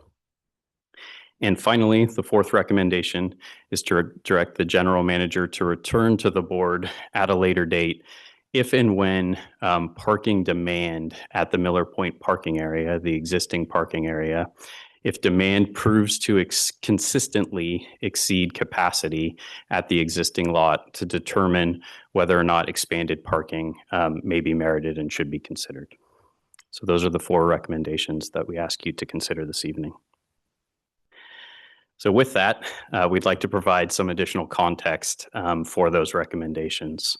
So zooming back out to some background on the project. The Beatty Parking Area and Trail Connections Project was initially, it originated around the year 2020 with some initial planning and design. And again, the project is located that would be on the left side of this map in the area highlighted in a red circle. So this is the western edge, the furthernmost western edge of the Sierra Azul Open Space Preserve. The Sierra Azul Preserve, I looked it up this evening to refresh my own memory, is 19,000 acres of land. It's the largest preserve in our preserve system, protects a vast amount of land in the Santa Cruz Mountains. To the south of Highway 17. And yet there are relatively few access points for the public to be able to access and enjoy the preserve as indicated on this map. So the need is inherently there to consider opportunities for enhanced access. And that specific goal of enhancing access on this western side of the Sierra Azul Preserve was identified as a priority in the district's vision plan and subsequently became a commitment under Measure AA to enhance public access on this side of the preserve. So that's one of the main key goals of this project. The other key goal and obligation associated with this project is to build a new trail connection specifically from the Beatty property to the existing Priest Rock Trail alignment within the Sierra Azul Open Space Preserve. That commitment came from a conservation easement that was established with the county at the time of purchase of the property in exchange for a financial contribution to purchase the property from the county. So those are the 2 overarching goals for Beatty that we're trying to achieve by moving forward. So from that context of the overall Sierra Azul Preserve, zooming way in to the existing site, this is the lower portion of the Beatty property. The Beatty property itself is about 55 acres. This is the lower portion thereof that is located immediately along Alma Bridge Road, which is the roadway you see in this image here. As you can see, the property is located across the road from the Lexington Reservoir itself, as well as the existing Miller Point parking area, which we'll be talking extensively about this evening, labeled as the county parking lot on this particular slide. So the site itself, this portion of the site is characterized by sloping terrain that comes down from the foothills of the Sierra Azul Preserve down towards Alma Bridge Road. It's generally sloping terrain from east to west in this case. Just by way of orientation for everybody, north in this particular image is the right side of the screen, south is the left side, west is top, and east is bottom. So it's generally sloping terrain. However, there are a few open level areas on the site as well that are identified here. There are several existing structures on the property, most notably the existing Beatty house itself, which is labeled on the left side of this image, as well as an existing barn and some associated infrastructure, including several wells. Access points to the property are also identified on this plan. There are 3 existing district gates to the property, 2 of which are located on either side of the Beatty house. There's also 1 remnant gate and road cut located immediately across from the Miller Point parking area, identified on this plan as well. A quick note about the Beatty house itself is that the Beatty house was previously evaluated. Its historic condition was previously evaluated by the district. And in 2021, the board reviewed several options for the disposition of the Beatty house. At that time in 2021, it was selected to maintain the structure in its existing condition and to install security fencing around the structure. That was in lieu of any more elaborate stabilization, rehabilitation, or removal of the building itself. So that is how the house currently sits. A word briefly about existing resources on the property as well. At the time that the project was initiated in 2020 and 2021, the district had begun some technical studies to better understand the existing conditions of the property.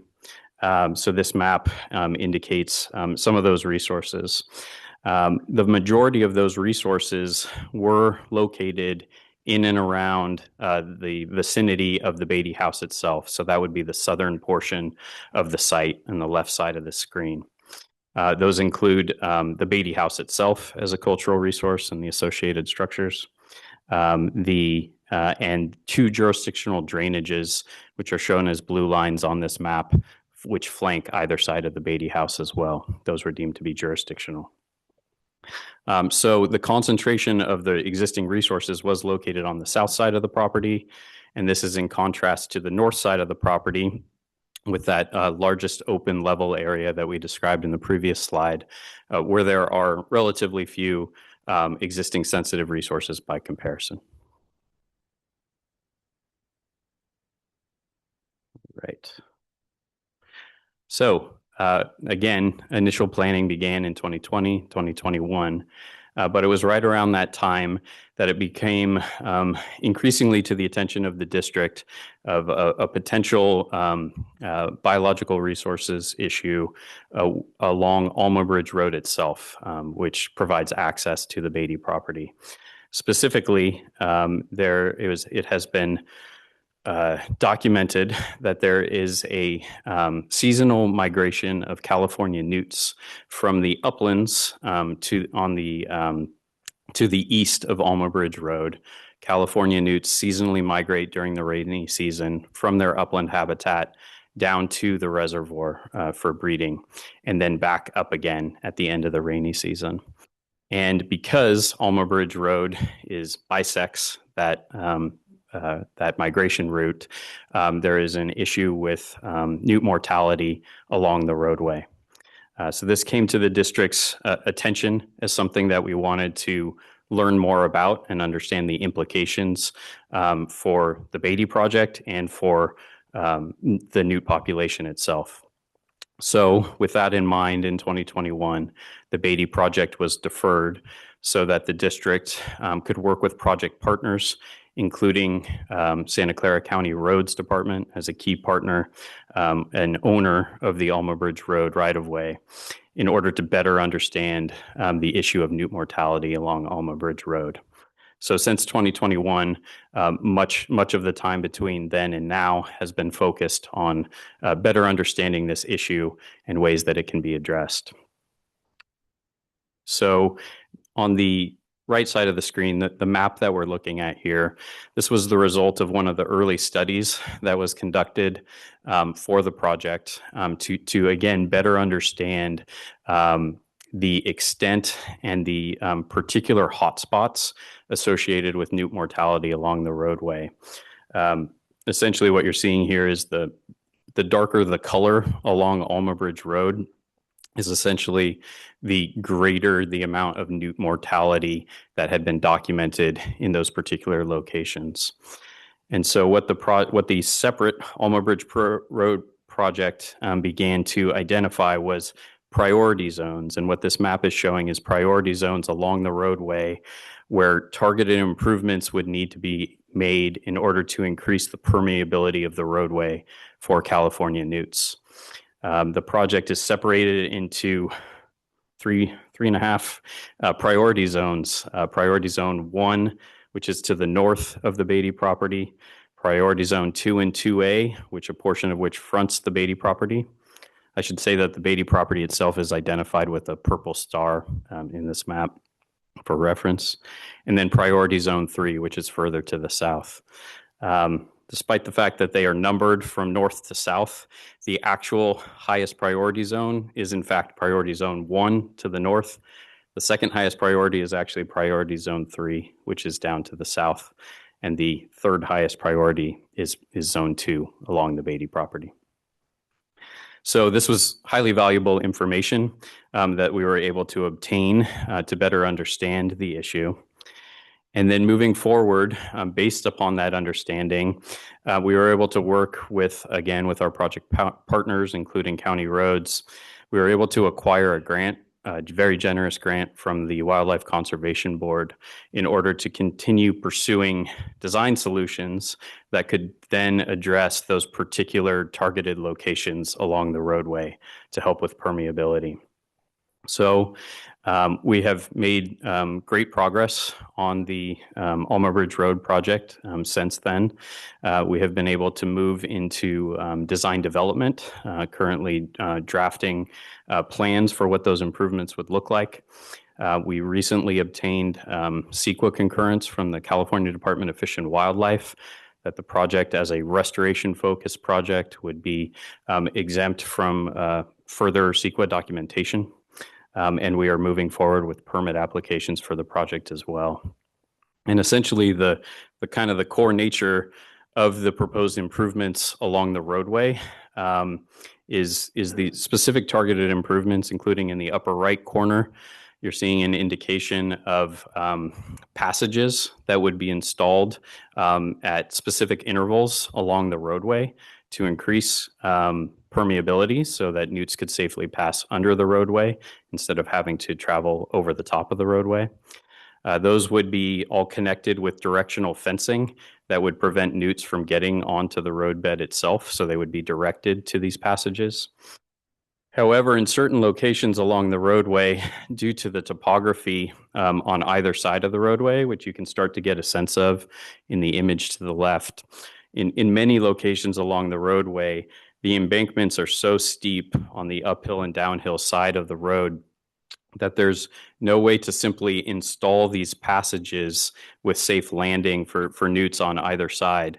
So essentially what we are compelled to do in other locations along the roadway is the design intervention shown in the bottom right corner, which would be to actually elevate the road surface, elevate entire segments of the road to allow for greater permeability in those locations for California newts. That particular design intervention is by far the most extensive improvement associated with the roadway, and therefore the most expensive as well. And so, this is just to give a sense of the overall complexity of the design solutions associated with the Alma Bridge Road project. But again, we've come a great distance in terms of being able to flesh out what is required in order to address newt mortality along the road. Excuse me. Okay, so one additional recommendation, a specific recommendation that came from the Alma Bridge Road Newt Passage team, the project team working on this project, was specific to the Beatty property.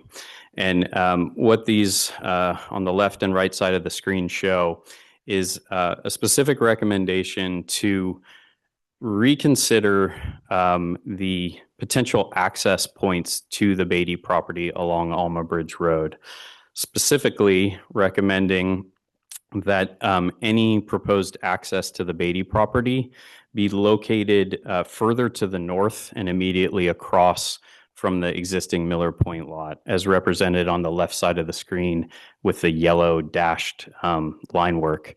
That is the recommended access location to the Beatty property. And that is specifically and simply because in doing so, that would incrementally reduce the vehicle miles that would be required to be traveled to reach the Beatty property.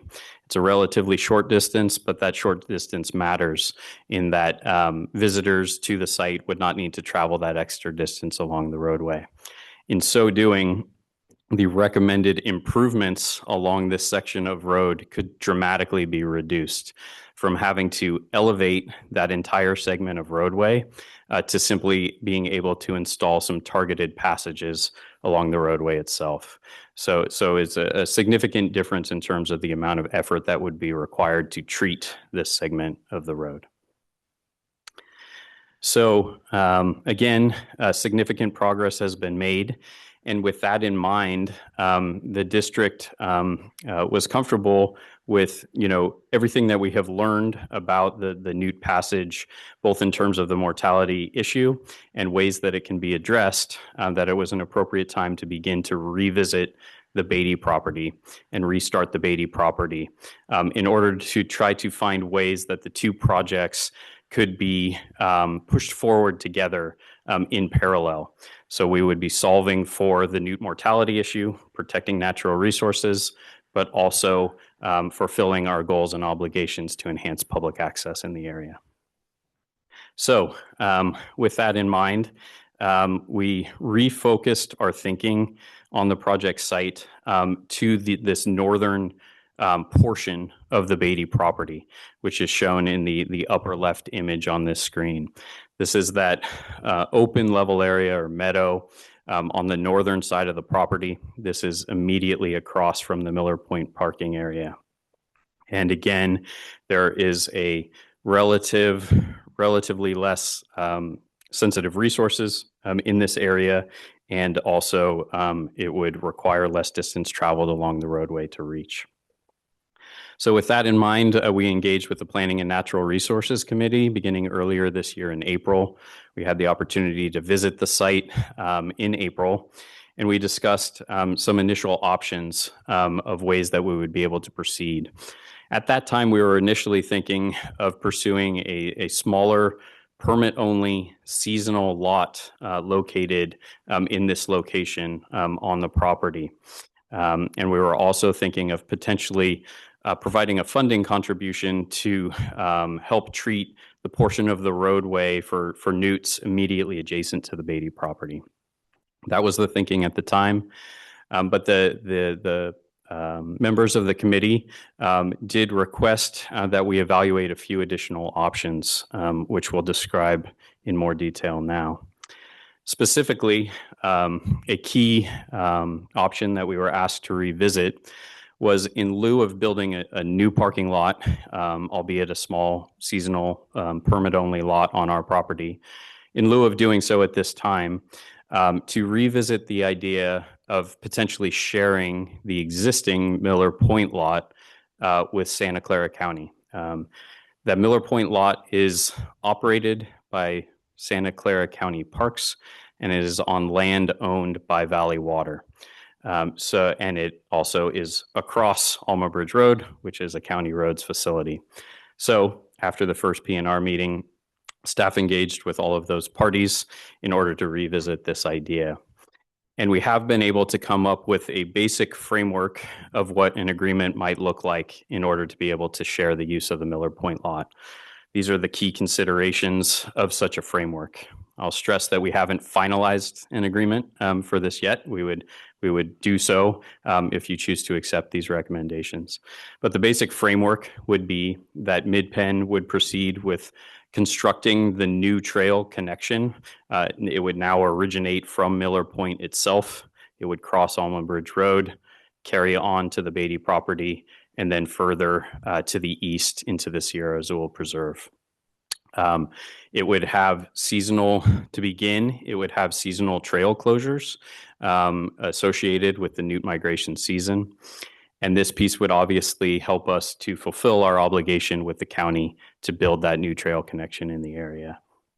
So that's the first piece of the framework. The second piece of the framework is the shared use itself of the existing parking area, whereby the county would allow visitors to the district's preserve to park at the Miller Point lot.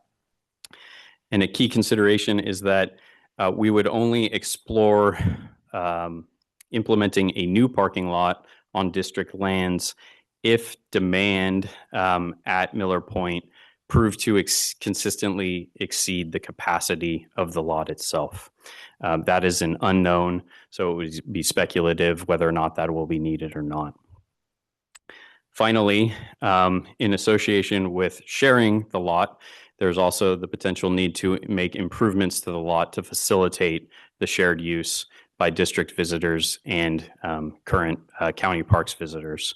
So we have proposed to implement targeted improvements at the Miller Point lot We've had some preliminary discussions with all parties as to what those improvements might look like. Nothing has been finalized yet, but things that have been discussed include simply repaving, resurfacing, restriping the lot, the potential to do enhanced ADA parking at the facility, and potentially adding an automatic gate at the existing entrance to the parking lot. So again, very targeted improvements, one-time improvements that the district would make to facilitate shared use. We have also considered and discussed with all parties that in association with improving the Miller Point lot, that we could also then implement additional amenity improvements across the road on the Beatty property that could further enhance user experience to the site. So those could include things like a new vault toilet restroom.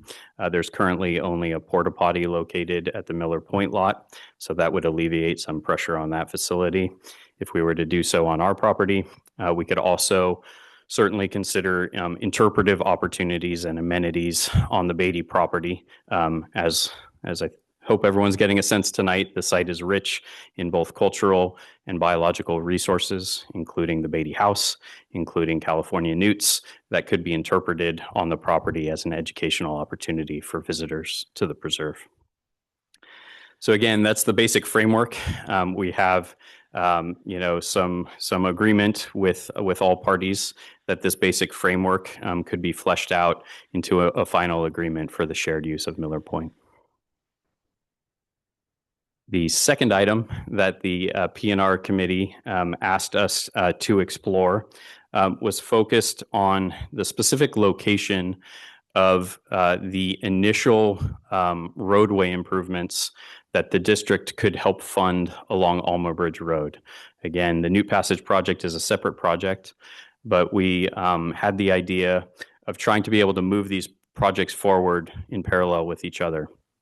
Our initial idea, again, had been to locate these improvements immediately along the Beatty property.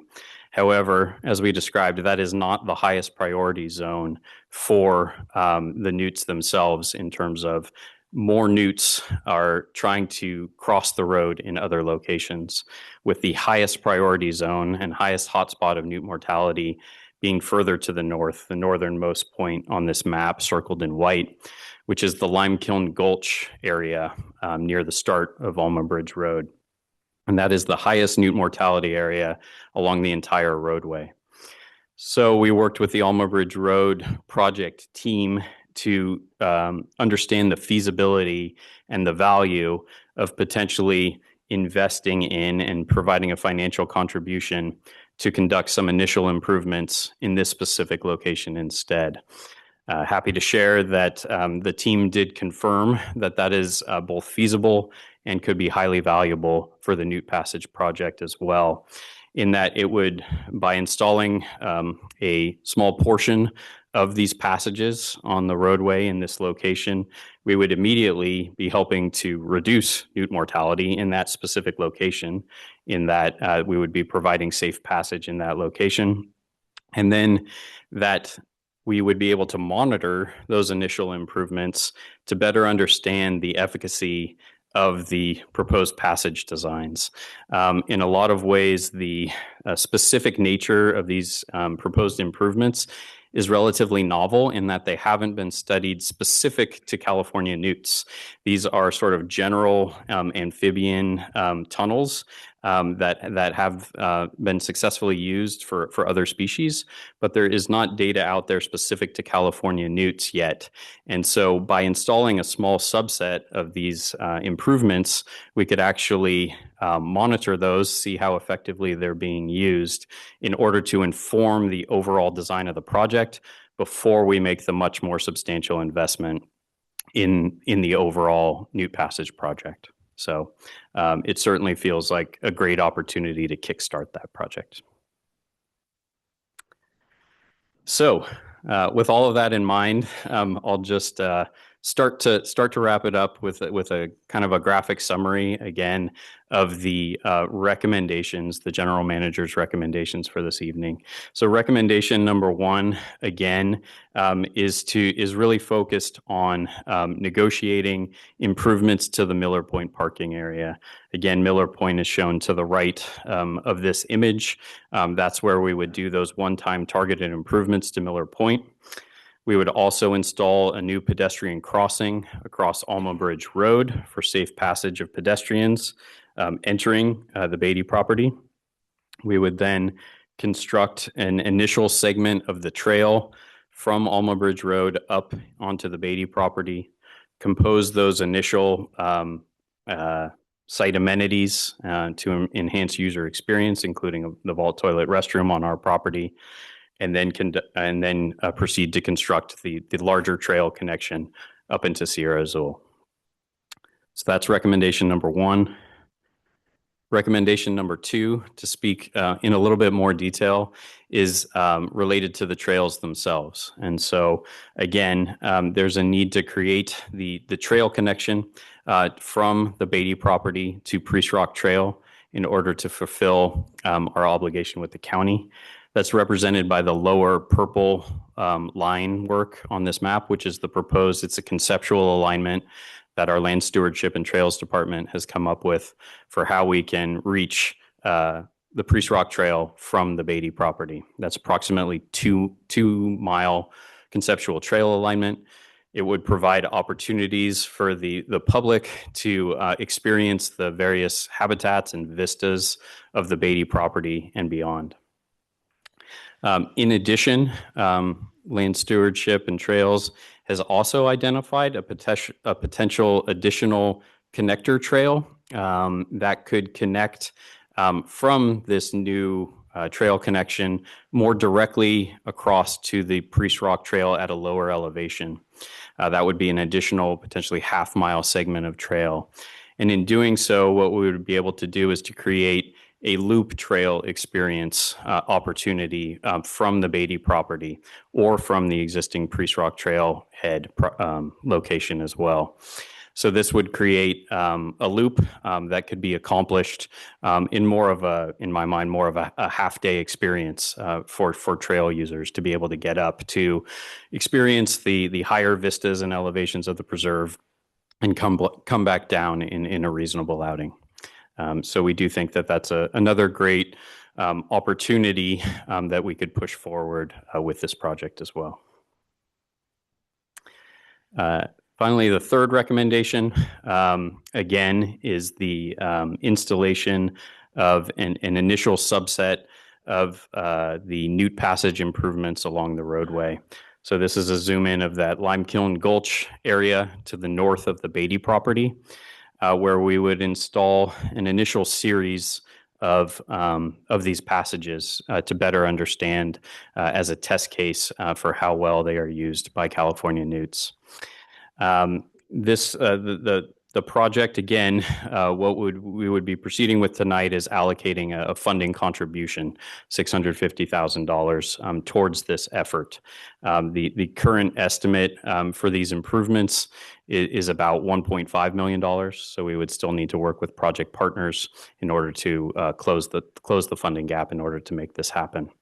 But what we would be able to do, and what is shown on the left graphic here, is we would install passages. There are 3 different types of passages associated with the project of various shapes and sizes and configurations. And so we would install 2 of each of those 3 types in pairs. And what that would specifically allow us to do is to test whether or not newts actually express a preference for passage type.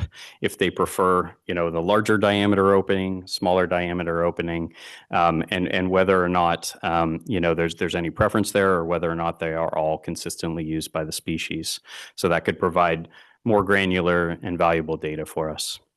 The images on the right, just for reference, these come from the Netherlands. This is the same type of micro-passage structure, just to give you a visual representation of what that might look like, along with directional fencing to get newts to these particular locations. So that's recommendation 3. getting to the end here, just to summarize overall costs for the project. We have some ballpark estimates in place. We have an estimate of approximately $500,000 to help improve the Miller Point parking area. Again, that's ballpark, and it will depend upon the final improvements, the nature of the improvements. We have $800,000 estimated for the initial portion of the trail from the Miller Point lot up into our property and those trailhead amenities that we discussed. And then we have the $650,000 contribution to the roadway improvements for a total contribution by Midpen of just under $2 million. So in closing, if the board does elect to accept the general manager's recommendations this evening, what that would do is allow us to do just as we hope, which is to be able to move forward with both of these projects in parallel.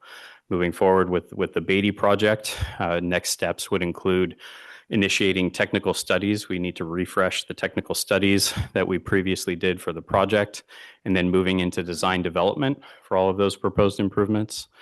And then for Alma Bridge Road, we'd be able to move into the final design and construction of that small scale first phase of the Alma Bridge Road project.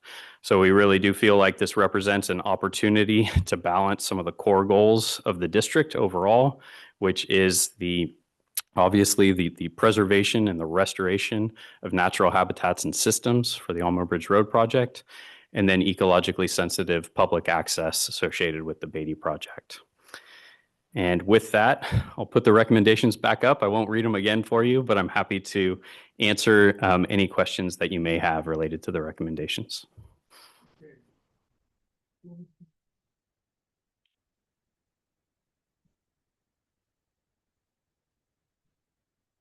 Sure. On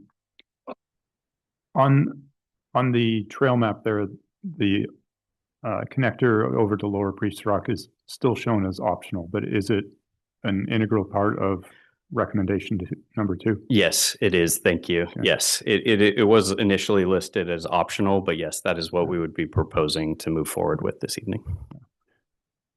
And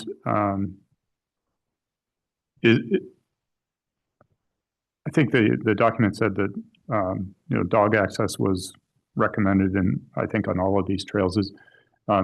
We had a question in a letter about just to confirm that bike access would also be recommended on all of the trail segments.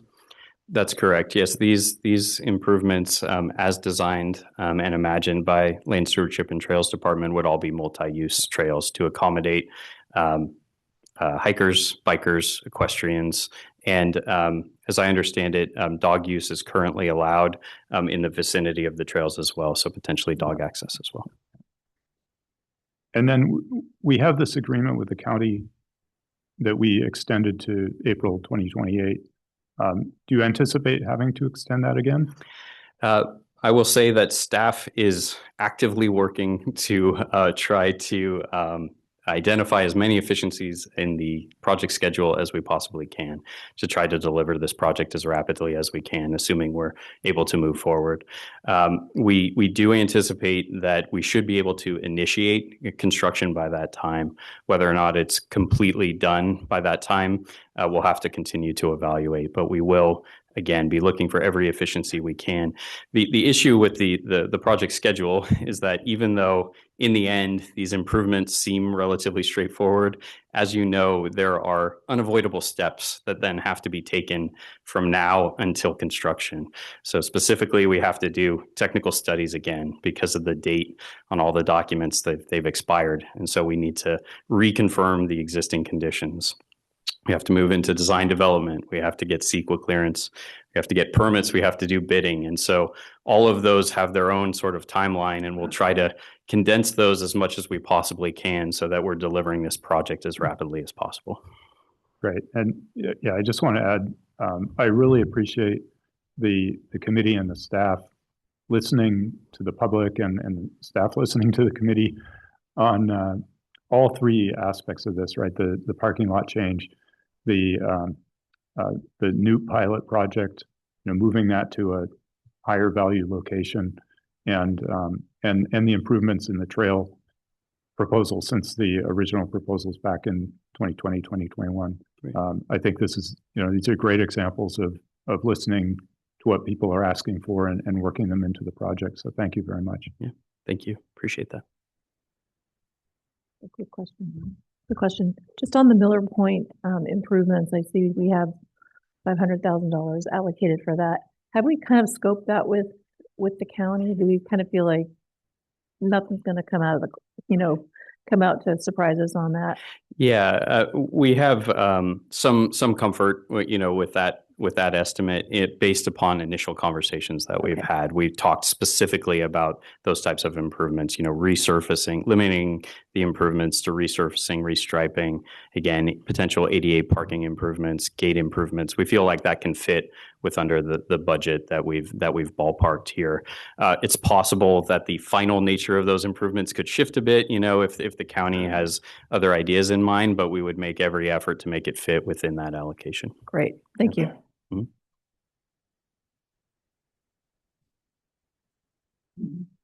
Well, thank you so much for bringing it this far. I'm really so excited.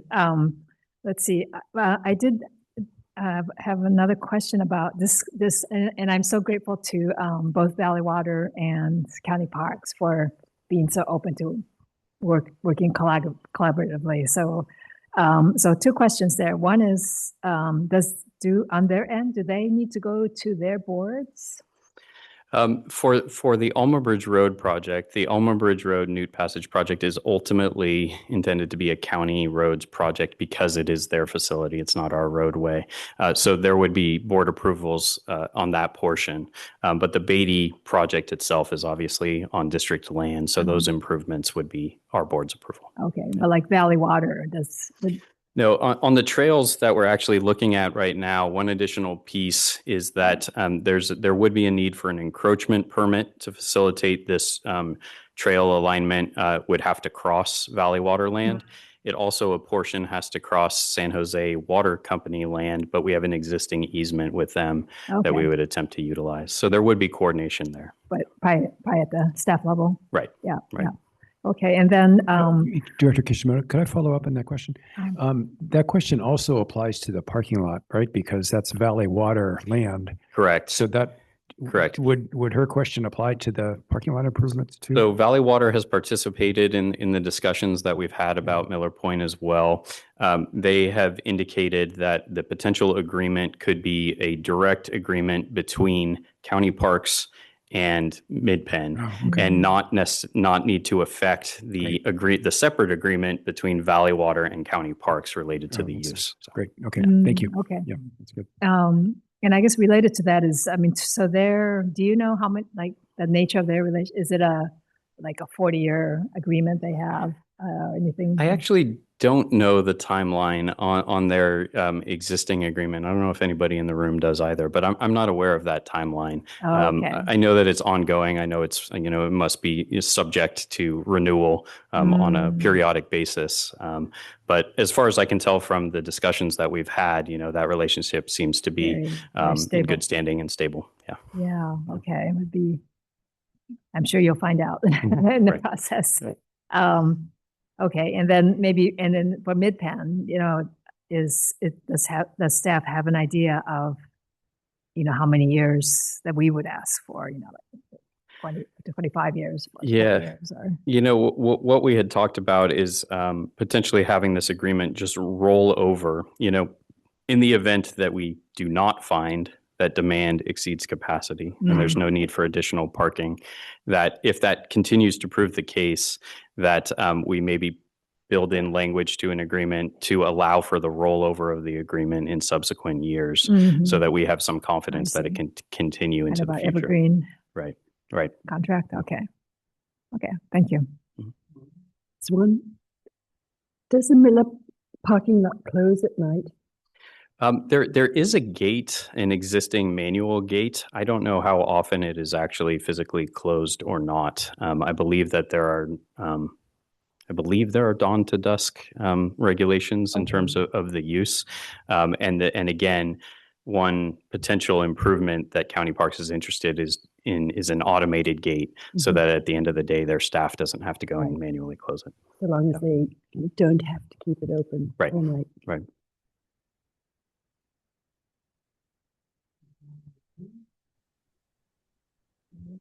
Director Holman has her hand raised. President Sear.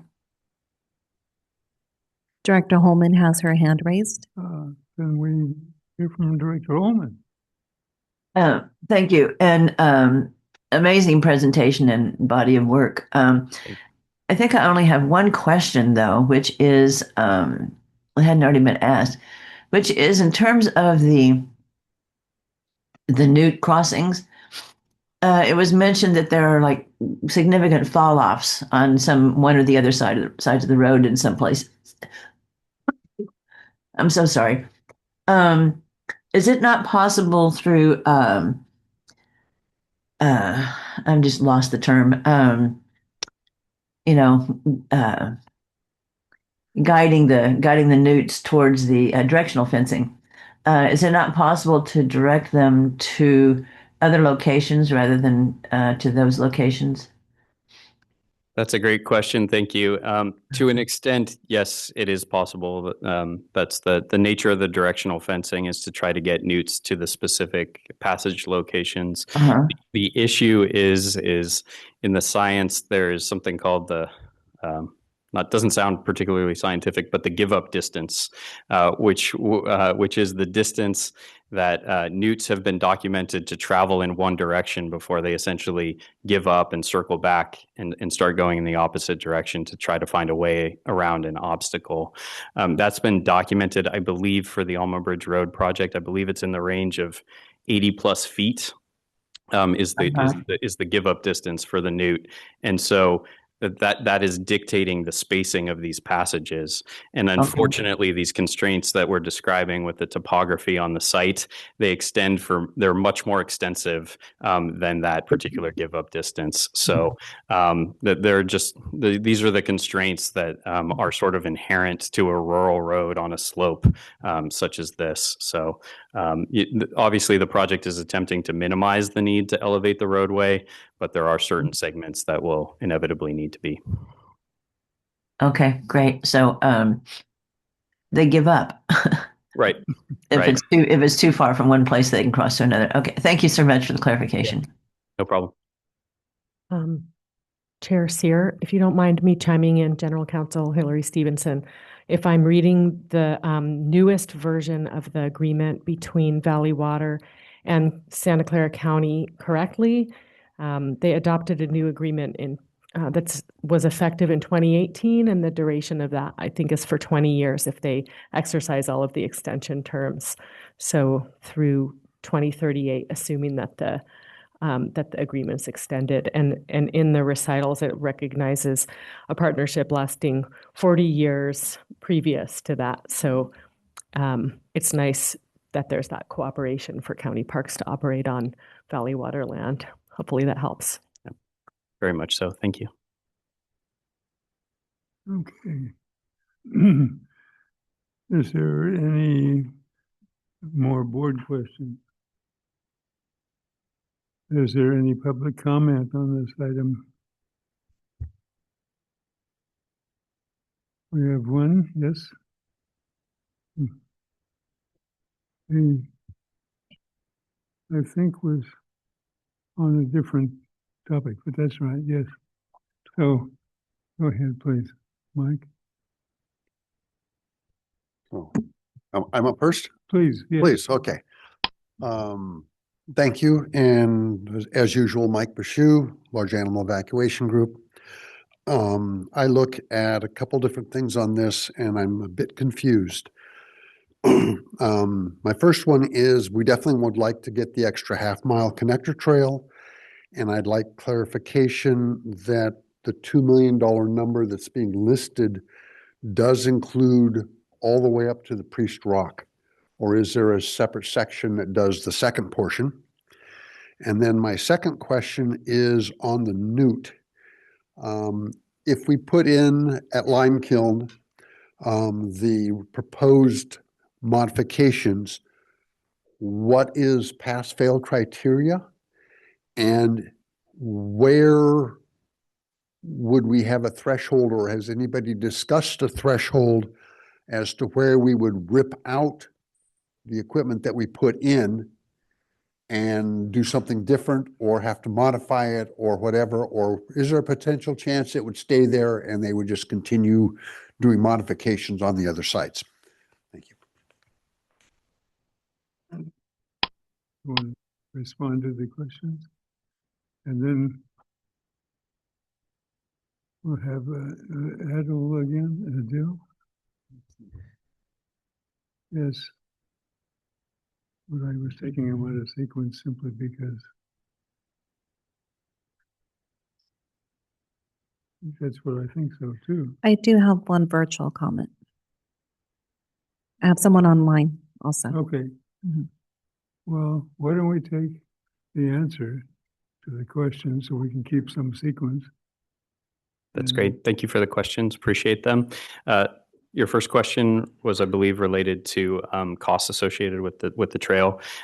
The estimate that we showed earlier includes the up onto the Beatty property, the portion of the trail up onto the Beatty property, and those immediate amenities that would be installed on the lower portion of the Beatty property. From there up to the Priest Rock Trail is not technically included in the estimate because that would be constructed in-house by Midpen staff, by our Land Stewardship and Trails Department. So that's not included in that $2 million estimate there. Your second question was related to the Newt passages themselves, and there would be no intention to remove them unless the only circumstance where that could be possible would be if they proved to somehow be actually detrimental to newts in the roadway.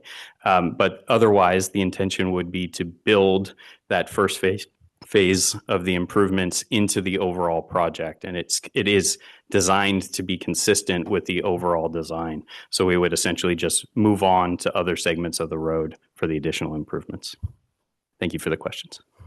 Okay, thank you. And I think the other card I have was your comment about the wheelchairs, sir. Okay. Yes, we do have one online comment, and it's Edward D. Go ahead and unmute yourself and start. Thank you so much to the board and the staff for this public comment opportunity. My name is Ed D. For those of you that don't know me, I'm a 53-year-old Los Gatos Mountain resident, landowner, and real estate practitioner. I've been recreating in the Lexington watershed area for over 53 years, including hiking, horseback riding, fishing, hunting, water skiing, and of course, bicycle riding. Selling property here for over 30 years, my livelihood is enhanced by having such wonderful spaces for outdoor public recreation and enjoyment nearby. No one could love the lands of Sierra Azul and El Sereno more, and have personally considered them our backyards for 3 generations. Also, I am the vice president of the Silicon Valley Mountain Bikers Group. Personally, and on behalf of the greater mountain bicycle community, we want to extend a generous dose of gratitude and appreciation to the Beatty Planning Natural Resources Committee and the staff for all their hard work, diligence, and attention to all of these details in a complicated project of this nature. We applaud the recommendation number 2, implementation in phases, most notably beginning with the trails and not building a new parking area unless the parking demands at the Miller Point parking exceed capacity.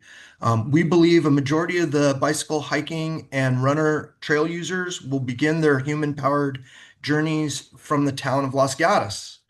Not starting the project by building a parking lot serves many of the combined district and Silicon Valley mountain bikers' overarching goals, such as expedience for public trail access, less disruption of the natural environment, fewer car trips to a parking lot will help reduce and minimize the newt mortality, climate impact, The trails will serve as excellent access points for CAL FIRE, for shaded fuel breaks, as well as live firefighting if necessary, non-wildfire, fewer car trips to other locations farther away when folks can access this wonderful preserve from home in the Los Gatos, Saratoga, Campbell, and the San Jose Cambrian area. Also, public safety will be enhanced with this secondary optional loop, removing bicycle and foot traffic from potential Alma Bridge Road conflicts with automobiles.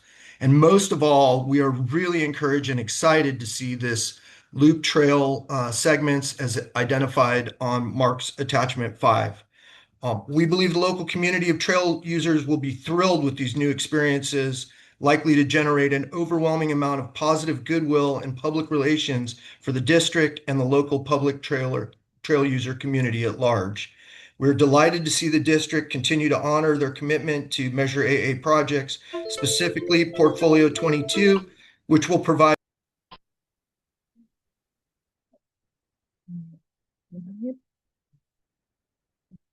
That concludes our public comment. I wonder if he had another sentence or two. Let me see if I can bring him back on my side. Yeah, you got muted really quick. Thank Ed, you. if you can unmute yourself. Thank you. Thank you. I don't know where I cut off, but basically we just want to acknowledge the district's commitment to their Measure AA projects, specifically Portfolio number 22, to provide the public access to the Cathedral Oaks area of Sierra Azul Open Space Preserve. Just thank you, everyone. We're in favor of recommendation number 2. Thank you.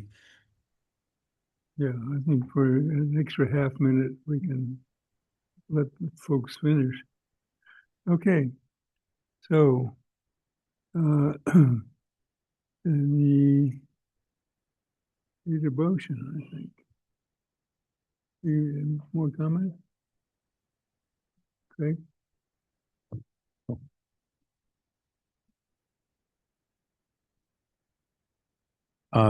It's always reminding me of my responsibility as chair of PNR to actually say something.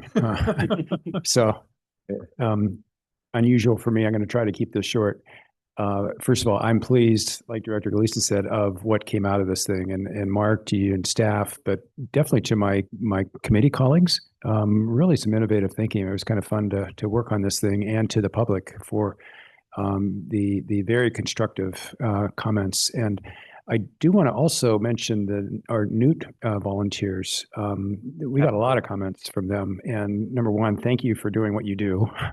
But then number two is thank you for helping work with us to come up with kind of the Newt portion of this so that it allows us to kind of accomplish multiple objectives.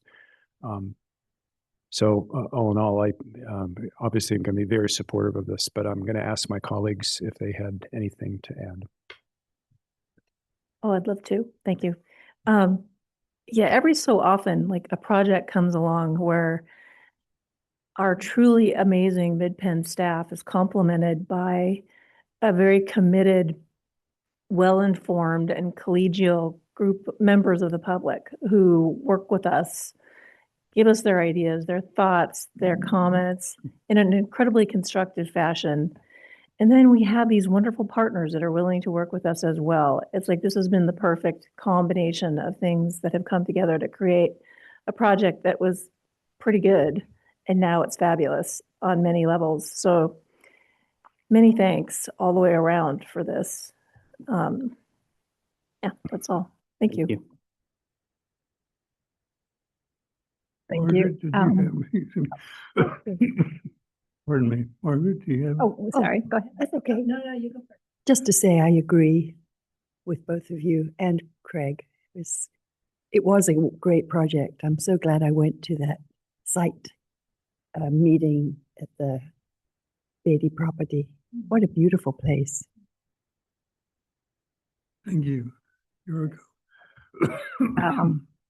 Yes, you can, yes, yeah, I'm really thrilled with the outcome as well. I mean, it really helps everything from the environmentalists who are speaking about the impact on the preserve itself, and using an underutilized facility, which was Miller parking lot. But it does seem as if all the agencies have become more collaborative.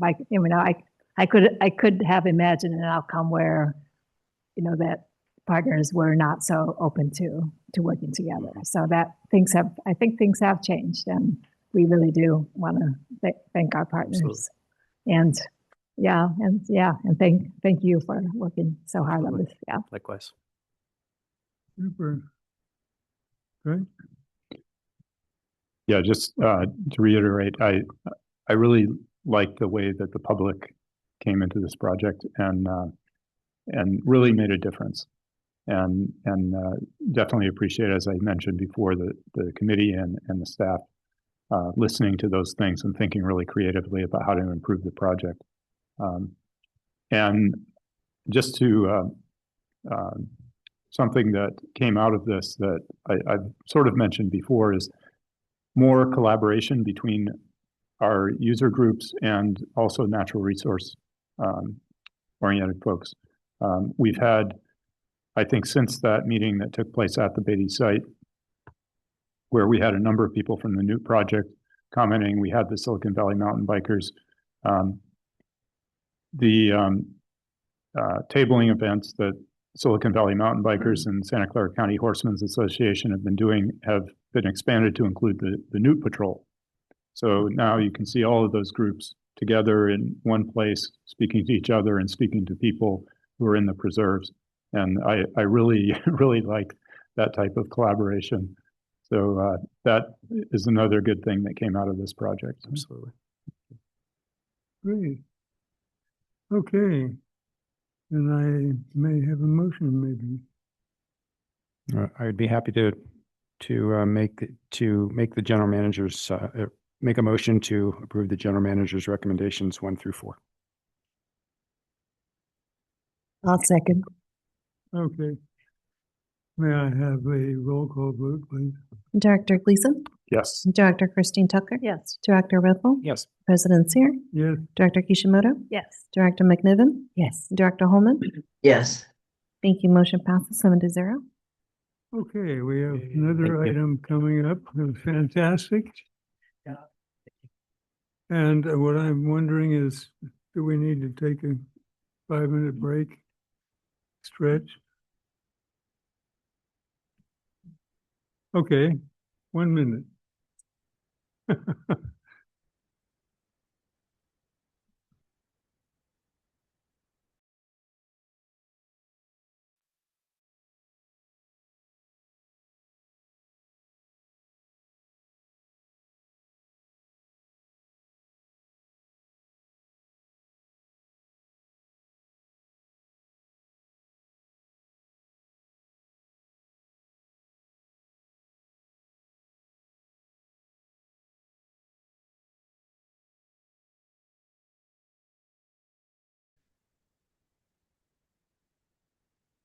Thank you. All right, now we are up to item number 13, greenhouse gas inventory report and climate program update. So if we may have the staff presentation on that, please.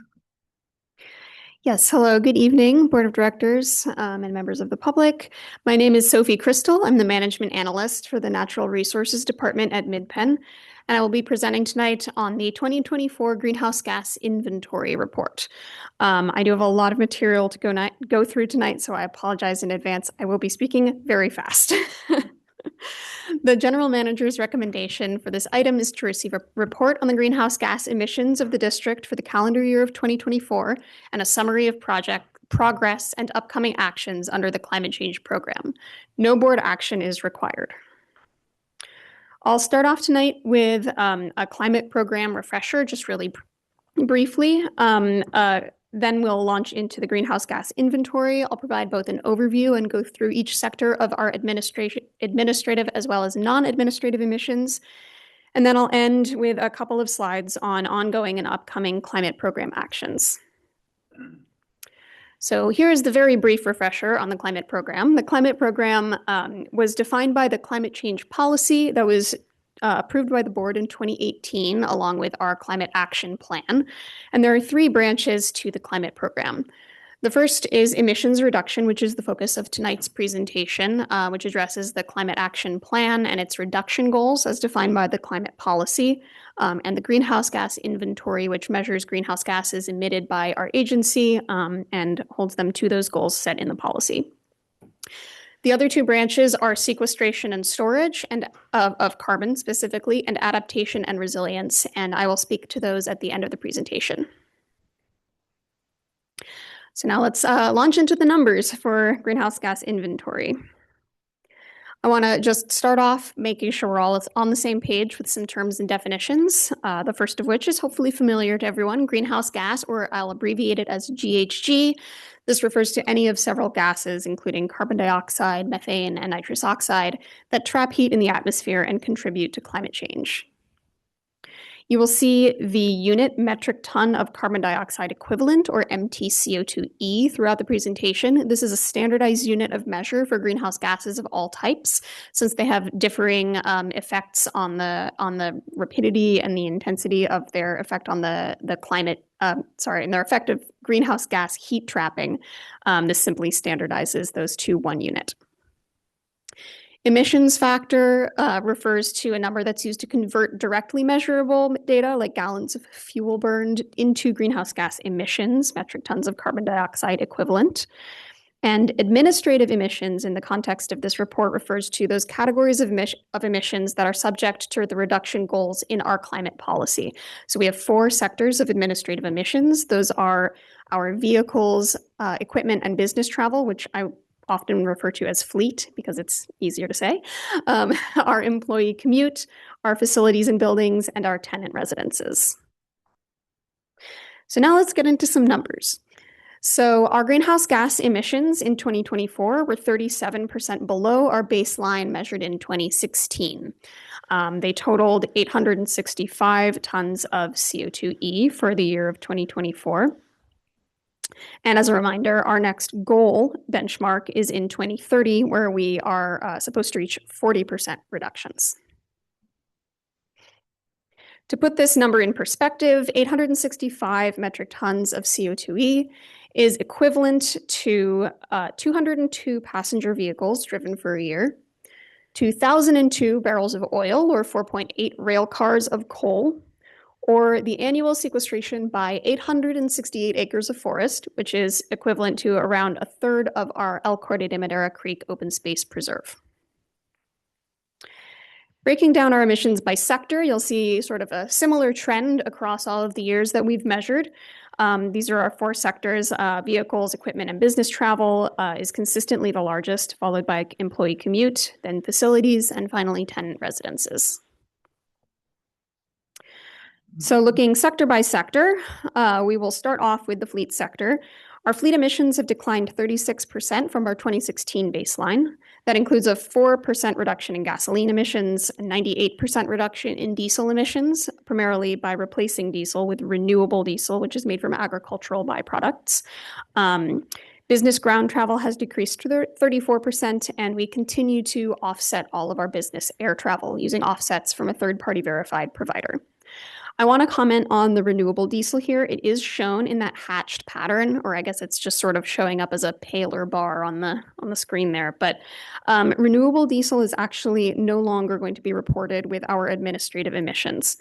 And the reason for doing this is that we are following changes made by the California Air Resources Board in protocols for reporting at the state level.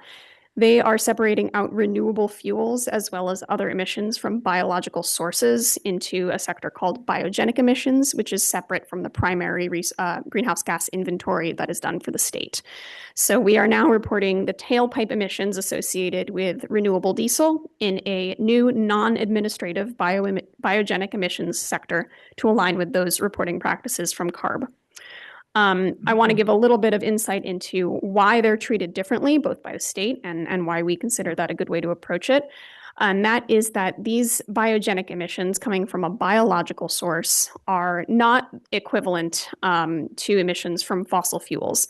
They're not additive to the atmospheric greenhouse gases in the same way that fossil fuels are, where by mining and producing fuel from fossil carbon, we're reintroducing to the atmosphere carbon that has been sequestered for tens of millions, hundreds of millions of years.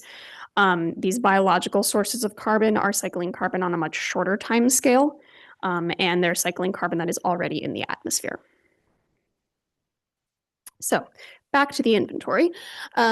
Key greenhouse gas reduction actions that have been taken in the fleet sector include, as I mentioned, offsetting flights. And I will note that our air travel has increased over the years. It dipped during COVID, but has since rebounded. And in 2024, we offset 101 tons, which is up 15% from our baseline. We've been focusing in our fleet expansion on purchasing electric vehicles, hybrids, and diesel vehicles that can take advantage of that renewable diesel option rather than purchasing solely gas engine vehicles. And we have replaced the use of conventional diesel almost entirely with renewable diesel. And in 2024, this is the first year that that fuel was readily available for staff located at the South Area office. Renewable diesel has been available in the on-site fuel tanks at the Foothill and Skyline field offices since late in 2018, but there is no on-site fuel tank at the South Area office.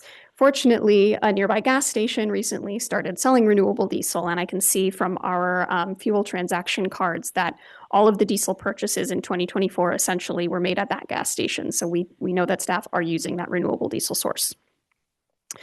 We've also seen a slight decrease in personal vehicle use and conference ground travel, and this is primarily due to the proliferation of virtual options for things like trainings and smaller conferences since the pandemic. Looking at future reductions in the fleet sector, gasoline is still 98% of our fleet emissions. So this is the area where we have the potential to make the most additional reductions. And we actually expect to see this happening as we continue to grow, as we continue to grow our fleet by purchasing more fuel efficient and electric vehicles.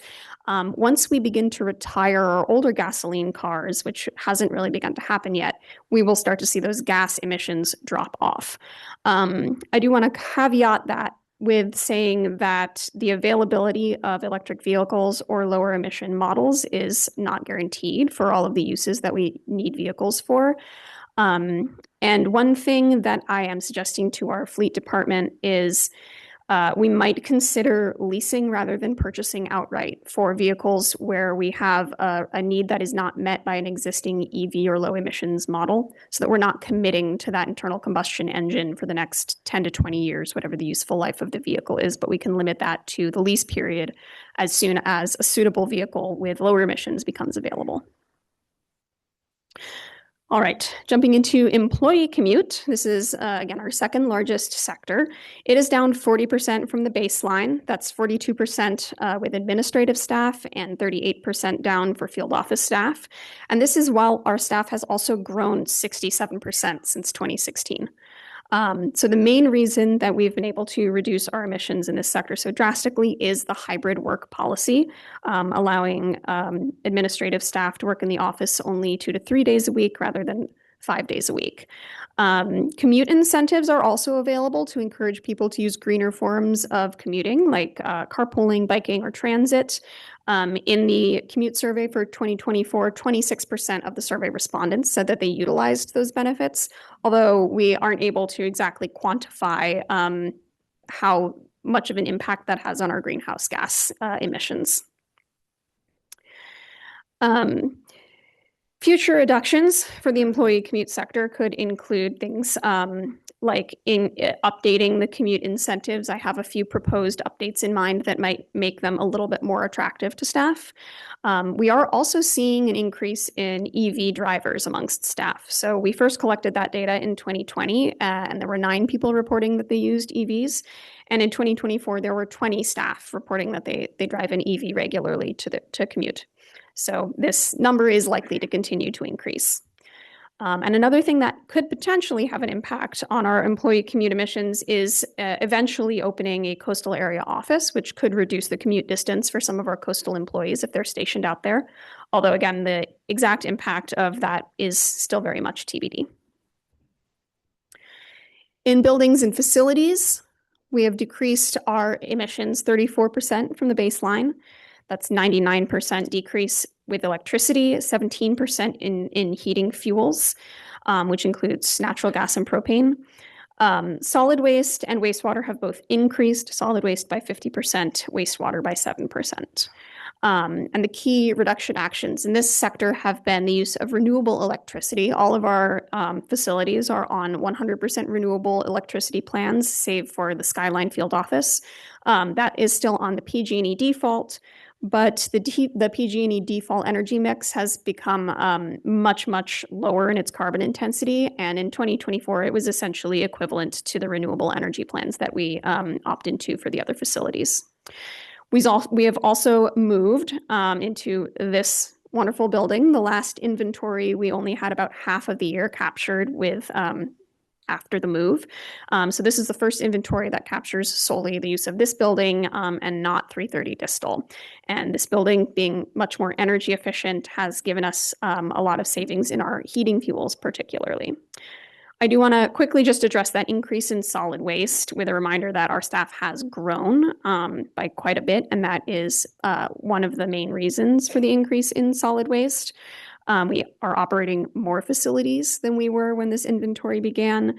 I will also say that it is one of our less precise data sources. It's based on the volume of waste containers that are emptied and essentially assumes that those containers are full every time they're emptied. So it's likely to be an overestimate. And then the increase in wastewater emissions, again, our staff has grown. That contributes to that. And wastewater is a very, very small part of our inventory. And that 7% increase is pretty negligible. Possibilities for future reductions for buildings and facilities include the use of solar panels. This building does actually have solar panels installed on the roof, but they were only operating intermittently in 2024 because there was an issue with a breaker. That issue is currently being addressed, and once it is fixed, these solar panels should generate a large portion of the office's electricity based on what we were seeing for the brief periods where they were operational in 2024. We're also working on plans for a new Skyline Field Office, and some things that staff are considering in these designs are things like solar and battery storage, electric heating rather than using propane, which is the heat source for the existing Skyline Field Office, and energy efficient construction. So things like just a really well insulated building, as well as opportunities for passive heating and cooling. Last administrative sector, I told you I'd be talking fast, is tenant residences. Overall, our emissions in residences have decreased 31% from the baseline, 91% for electricity. Propane has increased 35%. Wood has been moved, again, to biogenic emissions along with renewable diesel because it is a biological source of emissions. But it was formally reported and is shown in that pale bar in the graph for this presentation. We have added 11 residences since 2016 when we purchased land that includes a habitable building. We will often rent it to oftentimes staff and sometimes members of the public. But with adding 11 additional residences, that's increased our housing stock by 34%. So looking at an increase in heating fuel of 35% is an understandable increase. Key greenhouse gas reduction action in this area is the use of renewable electricity. Our residences are defaulted to a 50% renewable electricity plan. We can't ask them or we can't require them to opt up to the 100% renewable plan because we don't control their utility billing. But we can assume that they are using that default of 50% renewable. And when you look at the carbon intensities of the 50 to 100%, they're actually very, very close because even the 50% renewable plan doesn't include fossil fuel sources of energy. It simply includes sources that the state doesn't consider to be renewable. So renewable is pretty much limited to solar and wind, but the remaining sources tend to be things like geothermal or large hydroelectric. For future reductions in this sector, we're looking at energy efficiency and insulation improvements to these homes. These are things that we have been doing opportunistically over time. Things like replacing windows or putting in blow-in insulation in a few places, even doing an electric heat pump or mini split. But there is an ongoing audit that will allow for better prioritization of these improvements going forward. And we're hoping that by improving the insulation and energy efficiency of these homes, we can encourage the tenants to shift away from propane and wood to using electricity for their heating. Currently, it's just very expensive to use electricity to heat these homes. They're mostly quite old and not so well insulated. And so it's just a lot cheaper to use propane or wood. So tenants are opting in most cases for those energy sources. Even as we see tenants shifting to electricity as a heat source, we're expecting that most homes will retain some amount of propane or wood as a backup, simply because in these rural locations, electricity isn't always a reliable energy source, and in the winter, you need some way to heat your home when the power goes out. Okay. Deep breath. On to the non-administrative emissions sectors. There are only two of these. The first one is biogenic emissions. Like we talked about, this is the new emissions sector, new non-administrative emissions sector for this year. And it includes things that have been reported previously in different areas. We have livestock, which was previously reported as a non-administrative emissions sector. We also have wood moved from tenant residences and renewable diesel moved from fleet. So our increase in biogenic emissions is 35% from baseline. Most of this is in the renewable diesel. And I also want to note that while our livestock emissions have increased 13% and grazed acreage under district management has increased by 17%, I want to note that this is not acreage that the district is putting new grazing on. This is acreage that is grazed that the district is acquiring and transitioning into our conservation grazing program, where we're using cattle as a vegetation and habitat management tool, using very conservation-minded techniques to support grassland habitats, biodiversity, and manage fuels and brush encroachment on the landscape. And lastly, we have visitor transportation emissions. So we measure visitation at 6 of our preserves and use that to estimate what the emissions are from folks driving to and from those preserves for the year. We began measuring this in 2018, and you can see from the graph there was a big spike during the pandemic. And since then, visitation has kind of been on a steady but slow decline. We're still up 49% though from the first year of measurement in 2018. And this is just a subset of preserves. It's only 6 preserves that have this car counter data available. But it does still give us a good insight into generally the use of our preserves. All right, moving on to some ongoing and upcoming actions for the climate program. What's next for greenhouse gas reduction? I am pretty confident in saying that we should easily meet and likely exceed our 2030 goal of 40% reduction. We're only 3% away, and there are a lot of opportunities for significant reductions between now and then, most notably through, like I mentioned, the retirement of older gasoline vehicles that can cut down on our fleet gasoline emissions. There are also opportunities through continued building efficiency and electrification improvements. I am proposing a project for fiscal year 27, the upcoming fiscal year, that will be a 10-year review of the Climate Action Plan and climate policy. And this is something that was called for in the original Climate Action Plan to periodically reassess its efficacy and further its needs. And so this review will be looking at the goals. It will be looking at the climate policy and making revisions to both of those if needed. And it will also revisit our reporting methods and frequency. So up to this point, we've been reporting our greenhouse gases every 2 years. Given our substantial progress toward our goals, I would be hoping to look for ways to streamline that reporting in the future and possibly reduce the frequency. And next, we are also expanding the focus of the climate program to include more work in resilience. And that includes the SPARK, which is my acronym for the Strategic Plan for Adaptation and Resilience to Climate Change, as well as other projects. So I'll go through some resilience projects. Then I'll touch on some projects in that last sequestration and storage section of the climate program, and that will be it. So resilience, some resilience projects that are on the docket. We have, as I mentioned, the Spark. This is going to be a 5-year plan to address resilience throughout district operations. So it's not going to be solely focused on natural systems, natural resources. It will also be looking at our capital projects, our facilities and infrastructure maintenance, our administrative operations, and all of the ways that climate change impacts each of those areas of the district and ways that we can bolster resilience throughout the agency. And this is expected to be completed early in fiscal year 27. PNR in November did look at the draft goals and outcomes for that project.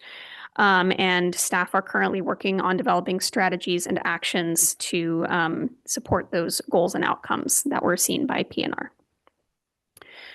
Oh, and I should mention that the completed plan will come to the board when it's finished for approval.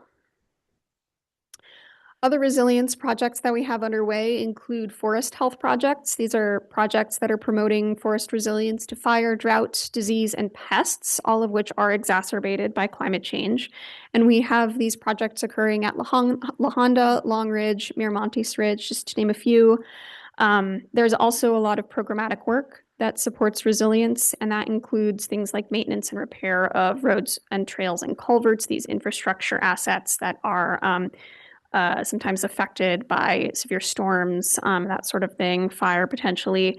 We have, of course, our fire program and our IPM program as well, which are also supporting resilience to fire and the expansion and new invasions from invasive non-native species. And finally, we have sequestration and storage projects. I always like to start off talking about sequestration and storage by pointing out that 1 acre of open space on average sequesters 1 ton of carbon every year. So protecting land from development is and remains our best carbon sequestration action. Along with carbon sequestration, I also like to think about carbon storage stability. That's crucial because it's not just about how much carbon the landscape can absorb, it's whether or not that carbon is being re-released to the atmosphere or whether it's staying in storage pools. So our resilience work, like forest health and fuel management, supports stable carbon storage. There are a lot of tie-ins between these two areas of the climate program. In addition to that, we're also piloting some options to look at increasing or enhancing sequestration in low carbon environments. So that's mainly looking at depleted soils. I'm piloting a study looking at biochar, which is an amendment that's often used in agricultural contexts to increase soil carbon and other desirable soil characteristics. And we're looking at whether that has an impact on native plants before we think about applying it in areas of greater disturbance, things like discline restoration areas or locations that were previously cultivated where the soils may be more depleted. And lastly, there is carbon farming. So I'm working on a project currently that is a restoration site in a rangeland area. And carbon farming is essentially using restoration practices to increase carbon on the landscape and increase its stability. So this is things like planting selective woody vegetation that will live a long time and sequester carbon, as well as stabilizing soils and reducing soil erosion, so keeping the carbon in the ground where it is. And with that, I have a repeat of the general manager's recommendation, reminding you that there is no board action, just receiving the presentation. And I think I should have a little bit of time for questions. Okay, I'll start down this way. Any questions from the board?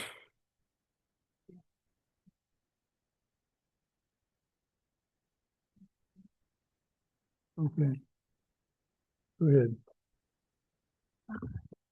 Okay, well, thanks, Sophie, for your great report and all your work that you're driving every work. I love your working with every department to get it's a really enjoyable process to see everybody's insights and input into that project. Yeah. Yes, that's really wonderful. I have a number of questions. I don't know if I can get to all of them, but well, one is possibly more of a comment. So I was pleased to see the 26% said they use some kind of a commute, employee commute. They participate in some way. Yeah, that's 26% of the survey respondents. There was a 67% response rate, so it's likely less than that proportion of staff, but we could consider it to be representative. Yeah. I always like to remind people that, especially since we moved down to El Camino, El Camino is no longer an old highway of cars and trucks.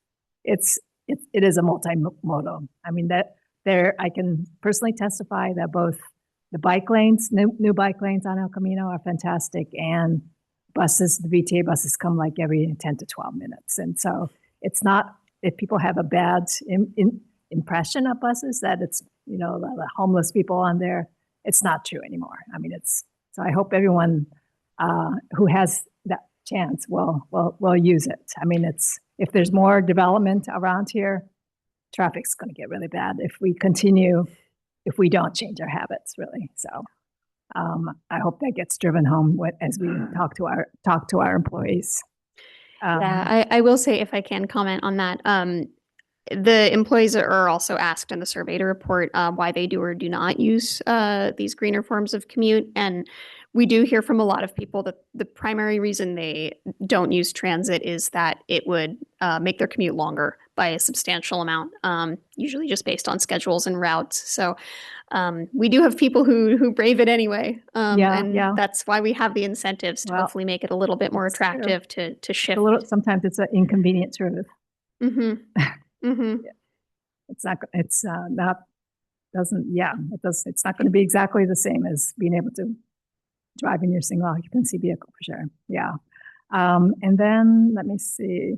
So the tenant energy, so that tenants pay their own energy and choose their own energy. Is that right? We don't really have anything except by helping to improve their insulation, et cetera. That's correct. With a small number of exceptions, there are a couple of buildings where we do pay the energy bill, and so we have more influence there. But for that's really, I think, only one building. Yeah. Mm-hmm. Okay. Because I mean, it did occur to me, even with wood, you can get a lot more. There's efficient wood stoves and inefficient ones, but we probably don't have much influence on that. And I guess, and that SFO electric, is that going to be heat pump, or do you know? I can't speak to that precisely. I know that the plans are still in development, so I'm sure you will hear more from the planning department as those solidify. Okay. And I guess on that last part about the sequestration, so this is a project that you're just starting, is that right? Or what's the next step on the carbon sequestration? Which project are you referring to? Your last slide there's the biochar and the carbon farming. I guess, and kind of just looking for the greater sequestration in the open space. Is there any other project that's? Those are the only two identified currently. We are also looking at the possibility of silvopasture, which I'm putting in the same category as carbon farming. That's essentially planting very sparsely planting trees within grassland ecosystems to create more of a savanna environment, and that preserves the grassland habitat while also providing carbon sequestration, shade, and forage for both wildlife and livestock if they're present. I think Kirk has something to say. Okay. Yeah, Kirk Lennington, Natural Resources Manager. So there are other projects that we're actively working on that are dealing with sequestration. The most prominent of those is our demonstration forest restoration forestry project in Lahana Creek. So that we've spent quite a bit of effort to inventory the existing carbon stores in that system, and then we're going to be redoing those measurements after we implement the project and monitoring it over time, so we can get detailed information about how the carbon storage is increasing as the result of that project. Depending on how we, Yeah. our Yeah, forest and then we have practices. other forest restoration projects happening throughout the district's lands. Perisima, we have a restoration project where we have an acacia forest that's going to be restored, and then we also have a couple eucalyptus projects that have happened elsewhere in the district. So we're primarily focusing on those areas that have invasive species, and through the restoration of those systems to native plant communities is how we're looking at that. Okay, thank you. Excuse me, Karen, do you have any questions? Thank you for asking. I do have a couple. I didn't hear mention, and I had to step out for a minute, but I didn't hear mention of our paper waste. Is that accounted for somewhere? That's not something that's measured directly, although if paper's being thrown out and not recycled, it would be captured in the solid waste data. Okay, all right, so I'd be compiling that separate. Okay. When we get the housing units across the street at our old building site, those housing units, those living units, are we going to be able to track our Midpen folks' actual utility usage, or is it going to be, I don't know how they're going to be metered. So are they going to be on average? We won't have any way to calculate that, or do you have any knowledge about that at this point? I do not know anything about how those are going to be metered. I think I would have to defer that question to our facilities and property management folks, but I can inquire. Okay, likely we won't be able to track it very closely, but excuse me. Oh, can you come back to me in a minute, please? Okay. Kurt, do you want to add anything? He's just lurking, okay. Yeah. Any other, Craig? I had one quick question, and I'm not sure that this is for you, Sophie, but let me just ask, when we talk about the greenhouse gas emissions in our livestock, I immediately think about the excellent explanation you gave of why we were moving to conservation grazing, why that's so important, and why we tolerate, the greenhouse gas emissions from livestock. And I'm wondering how and when and where we communicate that, how often we communicate that to our constituents, so they understand that really important trade-off and why we're going there. Feels like an important kind of public education opportunity. I think I'm going to let Kirk take this one. Okay. Yeah, thank you for bringing that up. That's a interesting comment, because I don't think we communicate that as much as we can. Absolutely, that is a key component of our conservation grazing program, and we did spend some time, actually figuring out our messaging, I think, around that when we were looking at kind of revisiting our conservation grazing policy and those kinds of measures. But, it pops up every now and then, I would say, in some of our newsletters or some other news article that goes, through our inboxes. But I don't think it's something that we're stressing on a regular basis. So we could probably communicate that more.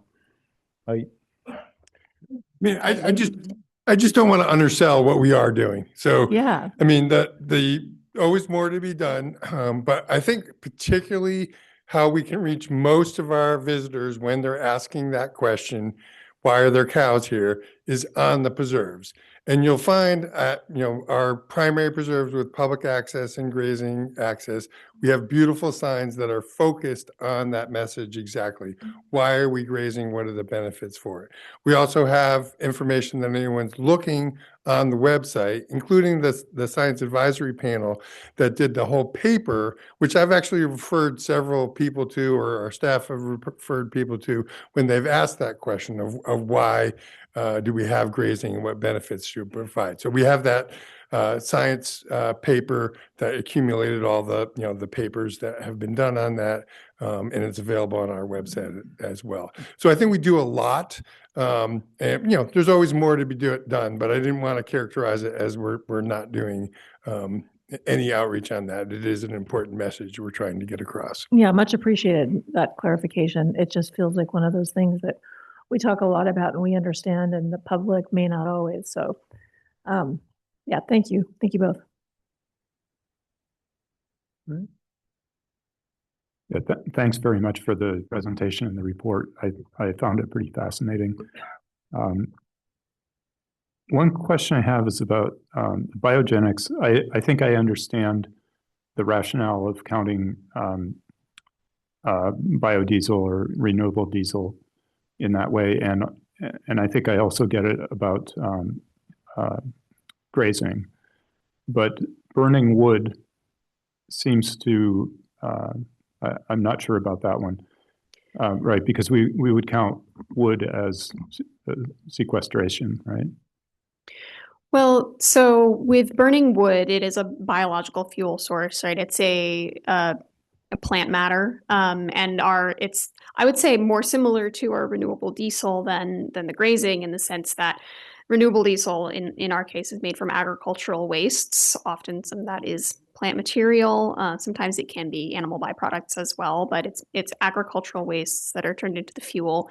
Similarly, we have wood that's being burned, and the source of that carbon is carbon that's been taken relatively recently from the air through photosynthesis. And so the idea is that in these biological carbon sources, it's cycling on a much shorter time scale. And versus the fossil fuel carbon, like I talked about, is basically removed from the atmosphere, you could say permanently, albeit for human activity. Does that help clarify why wood is included? I guess the way I was looking at it, the cycle for the grazing, if animals are eating grass, or for the renewable diesel, if you're using agricultural waste, those are really a 1-year cycle, right? Year by year. Mm-hmm. You're drawing the carbon out of the atmosphere and then going into the fuel or whatever. But for trees, it's not that way, right? It's much longer cycle. I understand your point that for fossil fuels, it's a much longer cycle. Yeah, it's all relative, right? I mean, we're talking about trees that many firewood species, a lot of firewood that you can purchase around here is actually orchard waste. And so those are trees that have, a lifespan on the order of decades. They're removed from agriculture when they're no longer productive and turned into firewood. There may, in some cases, be other folks that are chopping their own hardwood. I don't know where our tenants are getting all of their firewood, but even so, we're talking about on the order of decades, so a human lifespan kind of scale, versus carbon that is really removed from the atmosphere for millions of years, geological time scale. And even if trees were not cut for firewood, they're still cycling on, with the exception of species like redwoods, decadal kind of scales, centuries for some, but it's still a much shorter time frame when it comes to the introduction of carbon to the atmosphere. And there is a large body of science showing that the reason that atmospheric carbon has increased is due to the introduction of fossil carbon. They're able to analyze the isotopes in the carbon in the carbon dioxide and see what the source of that carbon is. And it is the inputs of fossil carbons that are raising the concentrations in the atmosphere. And primarily responsible for climate change. Okay, thank you. That's very interesting. My other question is about the 2050 goal. So when I look at the chart, it looks like a very aggressive, ambitious goal. And I would imagine that we've taken a lot of the low-hanging fruit already from where we started in 2016. So, do you understand the sort of the path and the timeline to get there? Do we know how to get there? I wouldn't say that we've filled in all the gaps. I will note that the scale on this graph is a bit truncated, going from 2030 to 2050, so it's less steep than it immediately appears. But I think that there are some pretty clear opportunities for us to achieve significant reductions between now and then. The biggest, I keep coming back to this, but I think it is really the biggest one, is retiring gasoline vehicles from our fleet. That's the vast majority of our fleet emissions. Our fleet emissions are 50% of our inventory. So if we can remove that from the picture, we'll be a long way to that 2050 goal. And there are also likely to be external factors that'll influence things along the way. We've already seen that happen with the reduction of the carbon intensity of electricity sources, for example. There's a lot of talk regionally about sort of building code stretch goals and that sort of thing that could influence our decisions if we're constructing new facilities or remodeling facilities in terms of electrification, the utilization of natural gas for heating or that sort of thing. We could even see external influences in areas like landfill, where landfill gas treatment is changing, whether that's flared, whether it's captured and used for energy generation. That changes the emission factor associated with the landfill where the trash ends up. So I think with a combination of internal and external influences, I do think that we're well on our way to that goal of 80% reductions. Great. Thank you very much. Anybody else? Okay.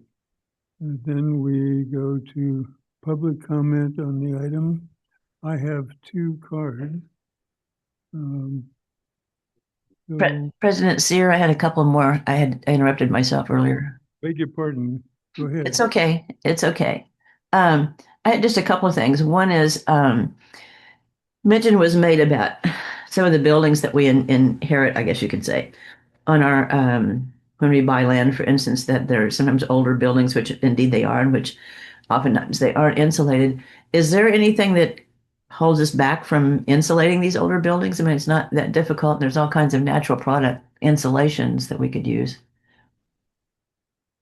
I think that's another question that I would really have to defer to our property management folks. I know that for some of them, I've been informed that the construction makes it really difficult to insulate the roofs because there is no attic to put insulation within, and that would essentially require re-roofing the building. So that would be one reason, but that's just one example.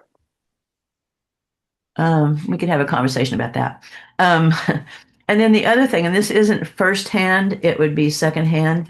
But do we have when we're doing, like, for instance, the Skyline office, are we considering using fallen trees or whatever for the outdoor furniture and that sort of thing, like we did at 50/50? And it doesn't really eliminate our greenhouse gas, but it's sort of like if you're tearing down a building and building a new building, a lot of the greenhouse gas impacts are like out there or over there or in another place. They aren't like what we're creating, but it's what we're causing. So if we use whatever we can of materials we have on our lands, it means that someplace else energy isn't being expended. So long-winded question. So I think you got a bit though. Yeah, again, I don't think I can answer that question. I would have to defer to our planning staff who are developing those plans. I wish I could call them up, but I think they've all gone home. I'm sorry, I've asked you questions that you can't answer for obvious reasons. That is okay. They're very good questions. But thank you for the presentation, and your knowledge base is just amazing. So thank you so much. Thank you. Okay. Then we have a couple of comments from, is there anyone else online? None. Okay. First I have Dr. Rick Landman. And then Tom Caldwood. I'm Dr. Rick Landman. Thanks for the opportunity to speak. I run the Institute for Historical Ecology. We study California's historical flora and fauna. And I was excited, and I want to thank Director Kishimoto for alerting me to this greenhouse gas emissions. This year, we put out a study, Dr. Chris Potter and I, we tried to understand how big was the historical redwood forest in Santa Clara County with a grant from the North Santa Clara RCD. And in fact, the historical redwood forest extends down the inland side to about 600 feet elevation. You actually own most of these lands. I want to challenge your thinking in two ways.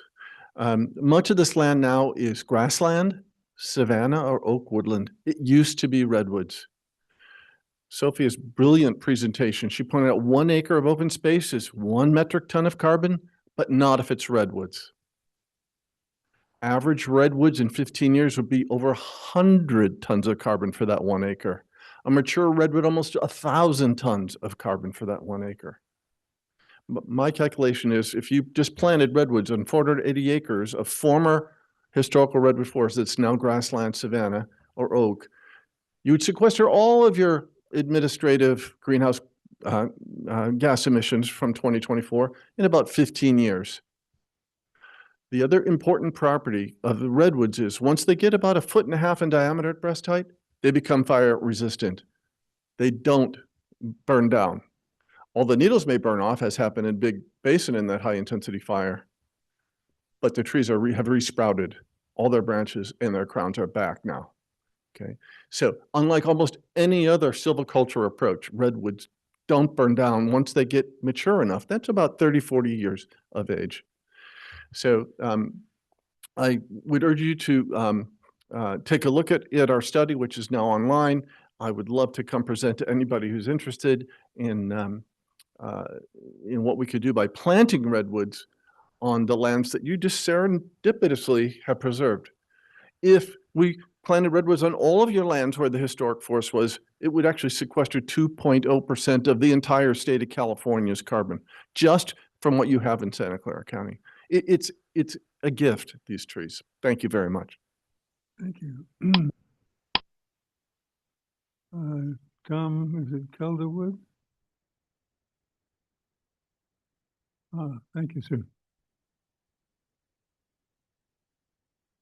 Hello.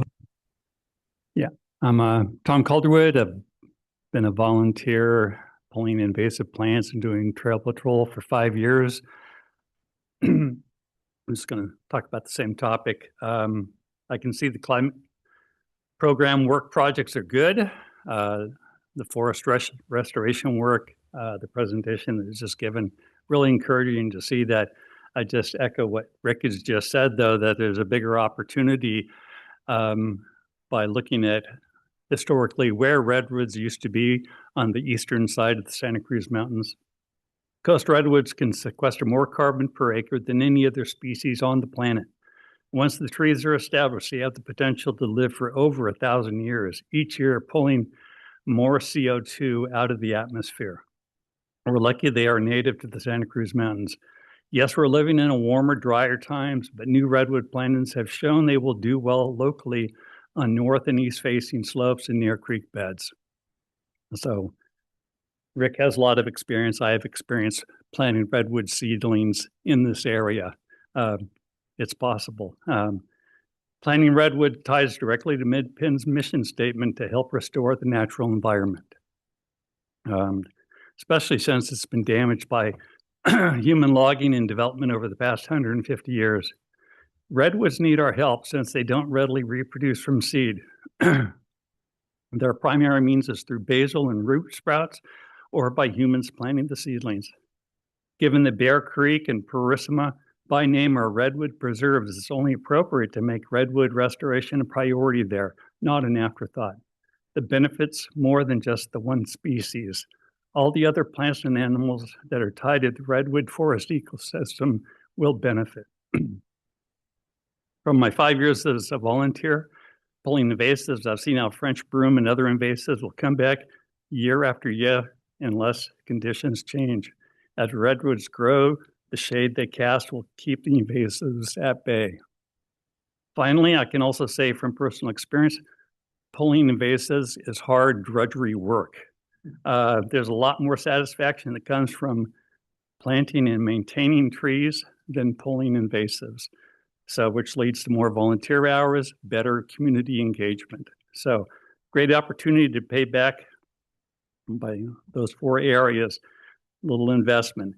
It helps address climate change. It helps restore the native ecosystem, helps fight back the scourge of invasive plants, and it helps involve the community in caring for their open spaces. That's it. Thanks. Thank you both. Very effective. Director Sir, thank you very much for both of our guests for your comments and being here.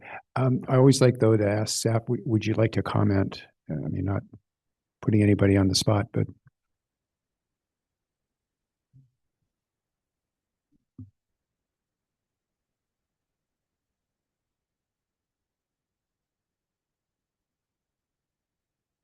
Okay.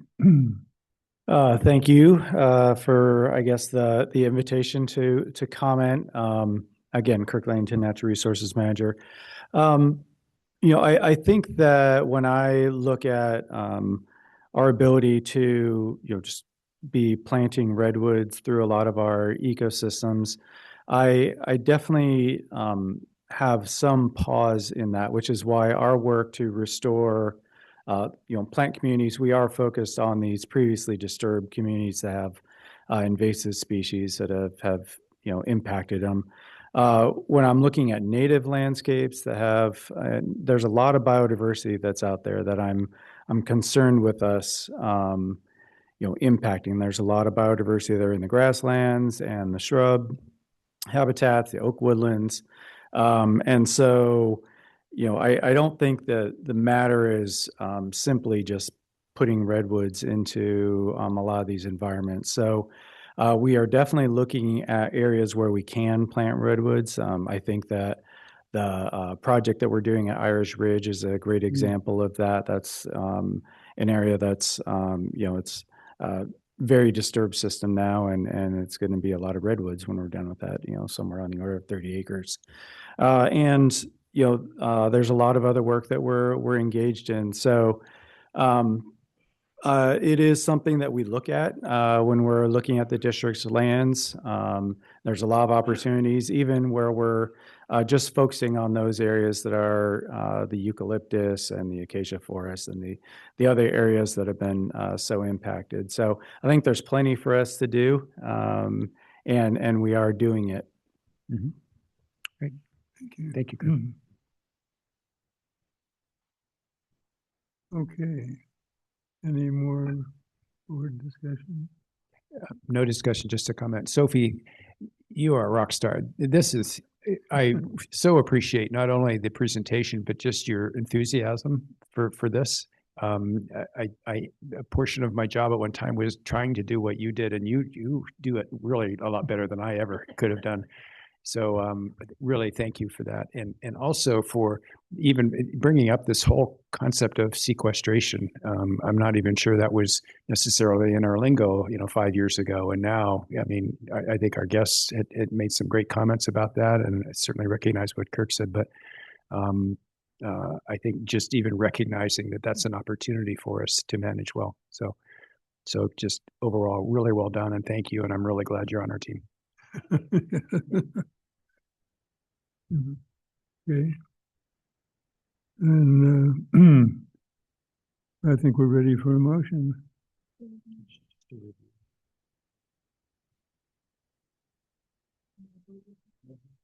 You can make a motion, but we're not going to vote on it. Well, it says on my script, roll call vote. Apologies. There's no vote required. I put the standard language in there, but we don't need one. We're just accepting the report. I know. Sorry about that. Well, a little humor at the end then. We just accept the report. It was fantastic. Okay, committee reports.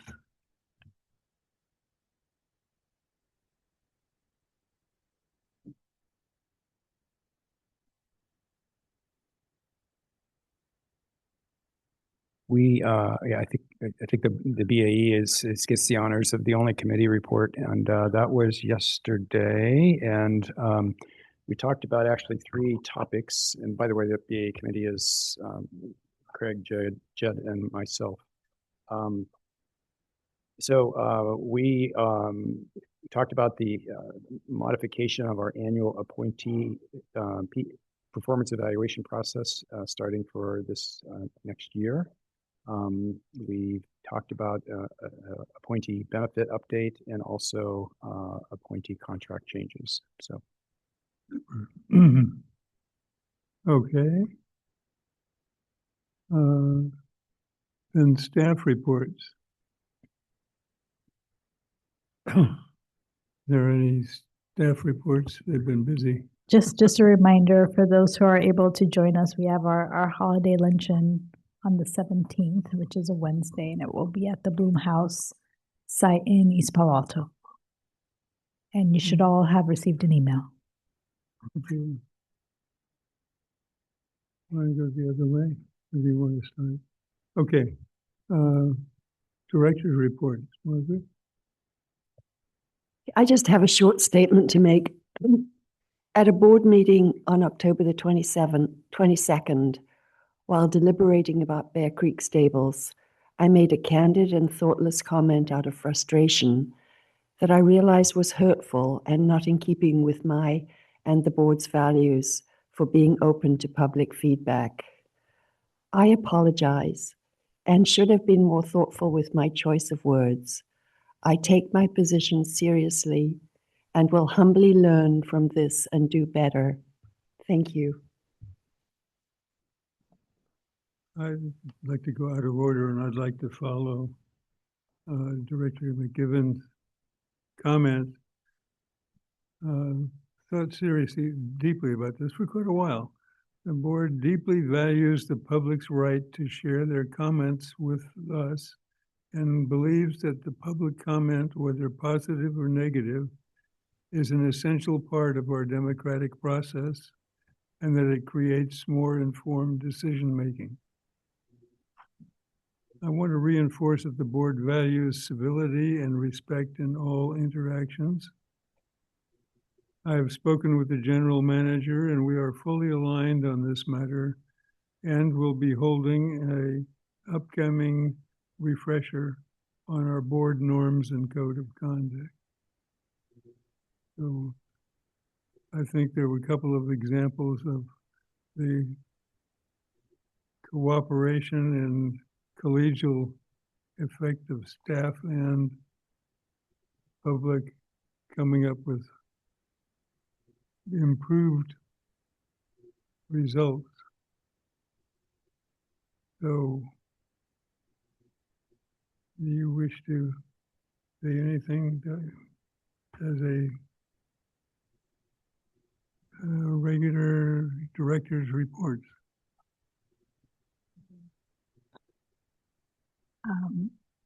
Let's see. I did have a LAFCO meeting last week, and so I'll be vice chair next year.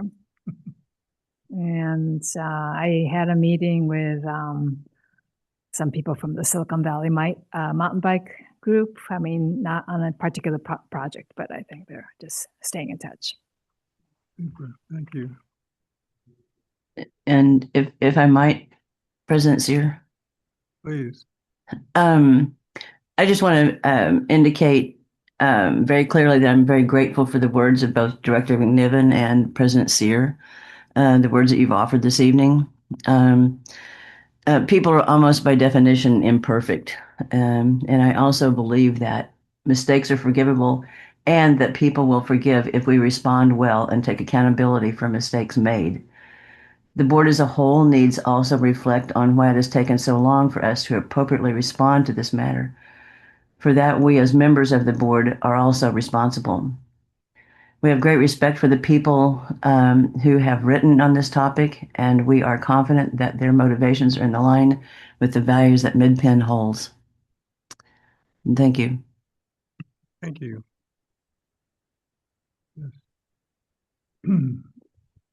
Yeah, thank you very much, Director Holman, Director McNiven, and President Sear. I really appreciate your words here. I just wanted to add, I think it can be difficult for us to hear criticism, but it's essential that we as a board and a public agency listen and are open to information presented. We make sure that we're objectively dealing with that information. And we won't always agree with all of the conclusions that are provided by the public, but if we reject their feedback, then we're missing important input from people who are trying to help us be better at what we do. So it is really important for us to listen. And as an organization, as individuals, that's our responsibility. Thank you. Yeah. I'd like to go last. Okay. Good. My comment actually has nothing to do with the topic that was just discussed. My comment has to do with actually the retreat that we had last week. And I guess I want to look at at least three of the individuals that are standing in the back right now for all of your good work. And I think that was a very productive session that we had, very well prepared. But also I think we had a really good discussion. I mean, there were several topics that I think it was an opportunity to really drill down and kind of get things, I think, increase some understanding amongst us and staff as to kind of how we go forward. So I just want to say thanks for good use of time. I really do want to go last. All right. Well, in lieu of making any director comments, and in the spirit of the season, I wanted to share some pictures from the Night of Lights Parade, which happened last Friday in Half Moon Bay, in which members of our staff joined the community of Half Moon Bay for this extraordinary celebration. And Lori, I'm not sure if you have anything you'd like to add or about the event, or please.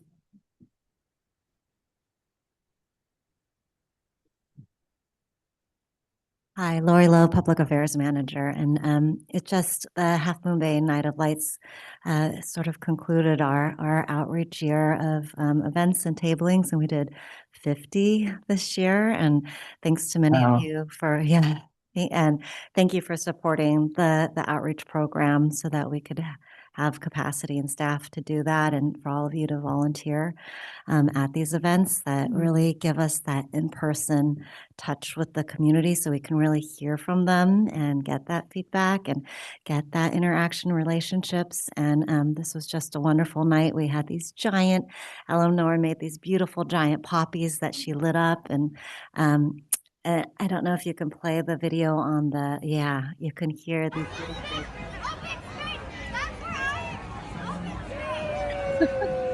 They're just chanting open space, which is so amazing. And the up and white huge accident that stopped a lot of people from a lot of love from the community. And a couple of slides. We're on the next, or one more slide. The next one, yeah. So you can just see some of those decorations that were made.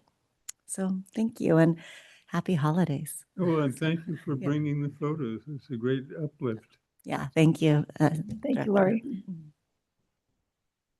Thank you for sharing, Zoe. Those are wonderful. And thank you, Zoe, for prompting participation. Well, it was my pleasure, but I actually didn't go. Oh. I'm so embarrassed to say I ran out of energy that evening, but I was so happy that there was such a wonderful turnout, and I wish I had seen those beautiful poppies. They're incredible. Thank you so much. Amazing. Well, I sort of have closing statement. Didn't attend other than the committee with that I attended. I just want to reflect briefly on a whale of a year. Really feel supported by staff and by my colleagues. I think we've done quite a bit. There's always a whole lot more to do. But at any rate, I just want to say thank you myself. I have reflected a little bit. I don't often say a lot in the deliberations, but doesn't mean I'm asleep. I'm usually thinking of something else to add. Okay, so there's no motion, no second, but there is finally a ability to close this one. So thank you, folks.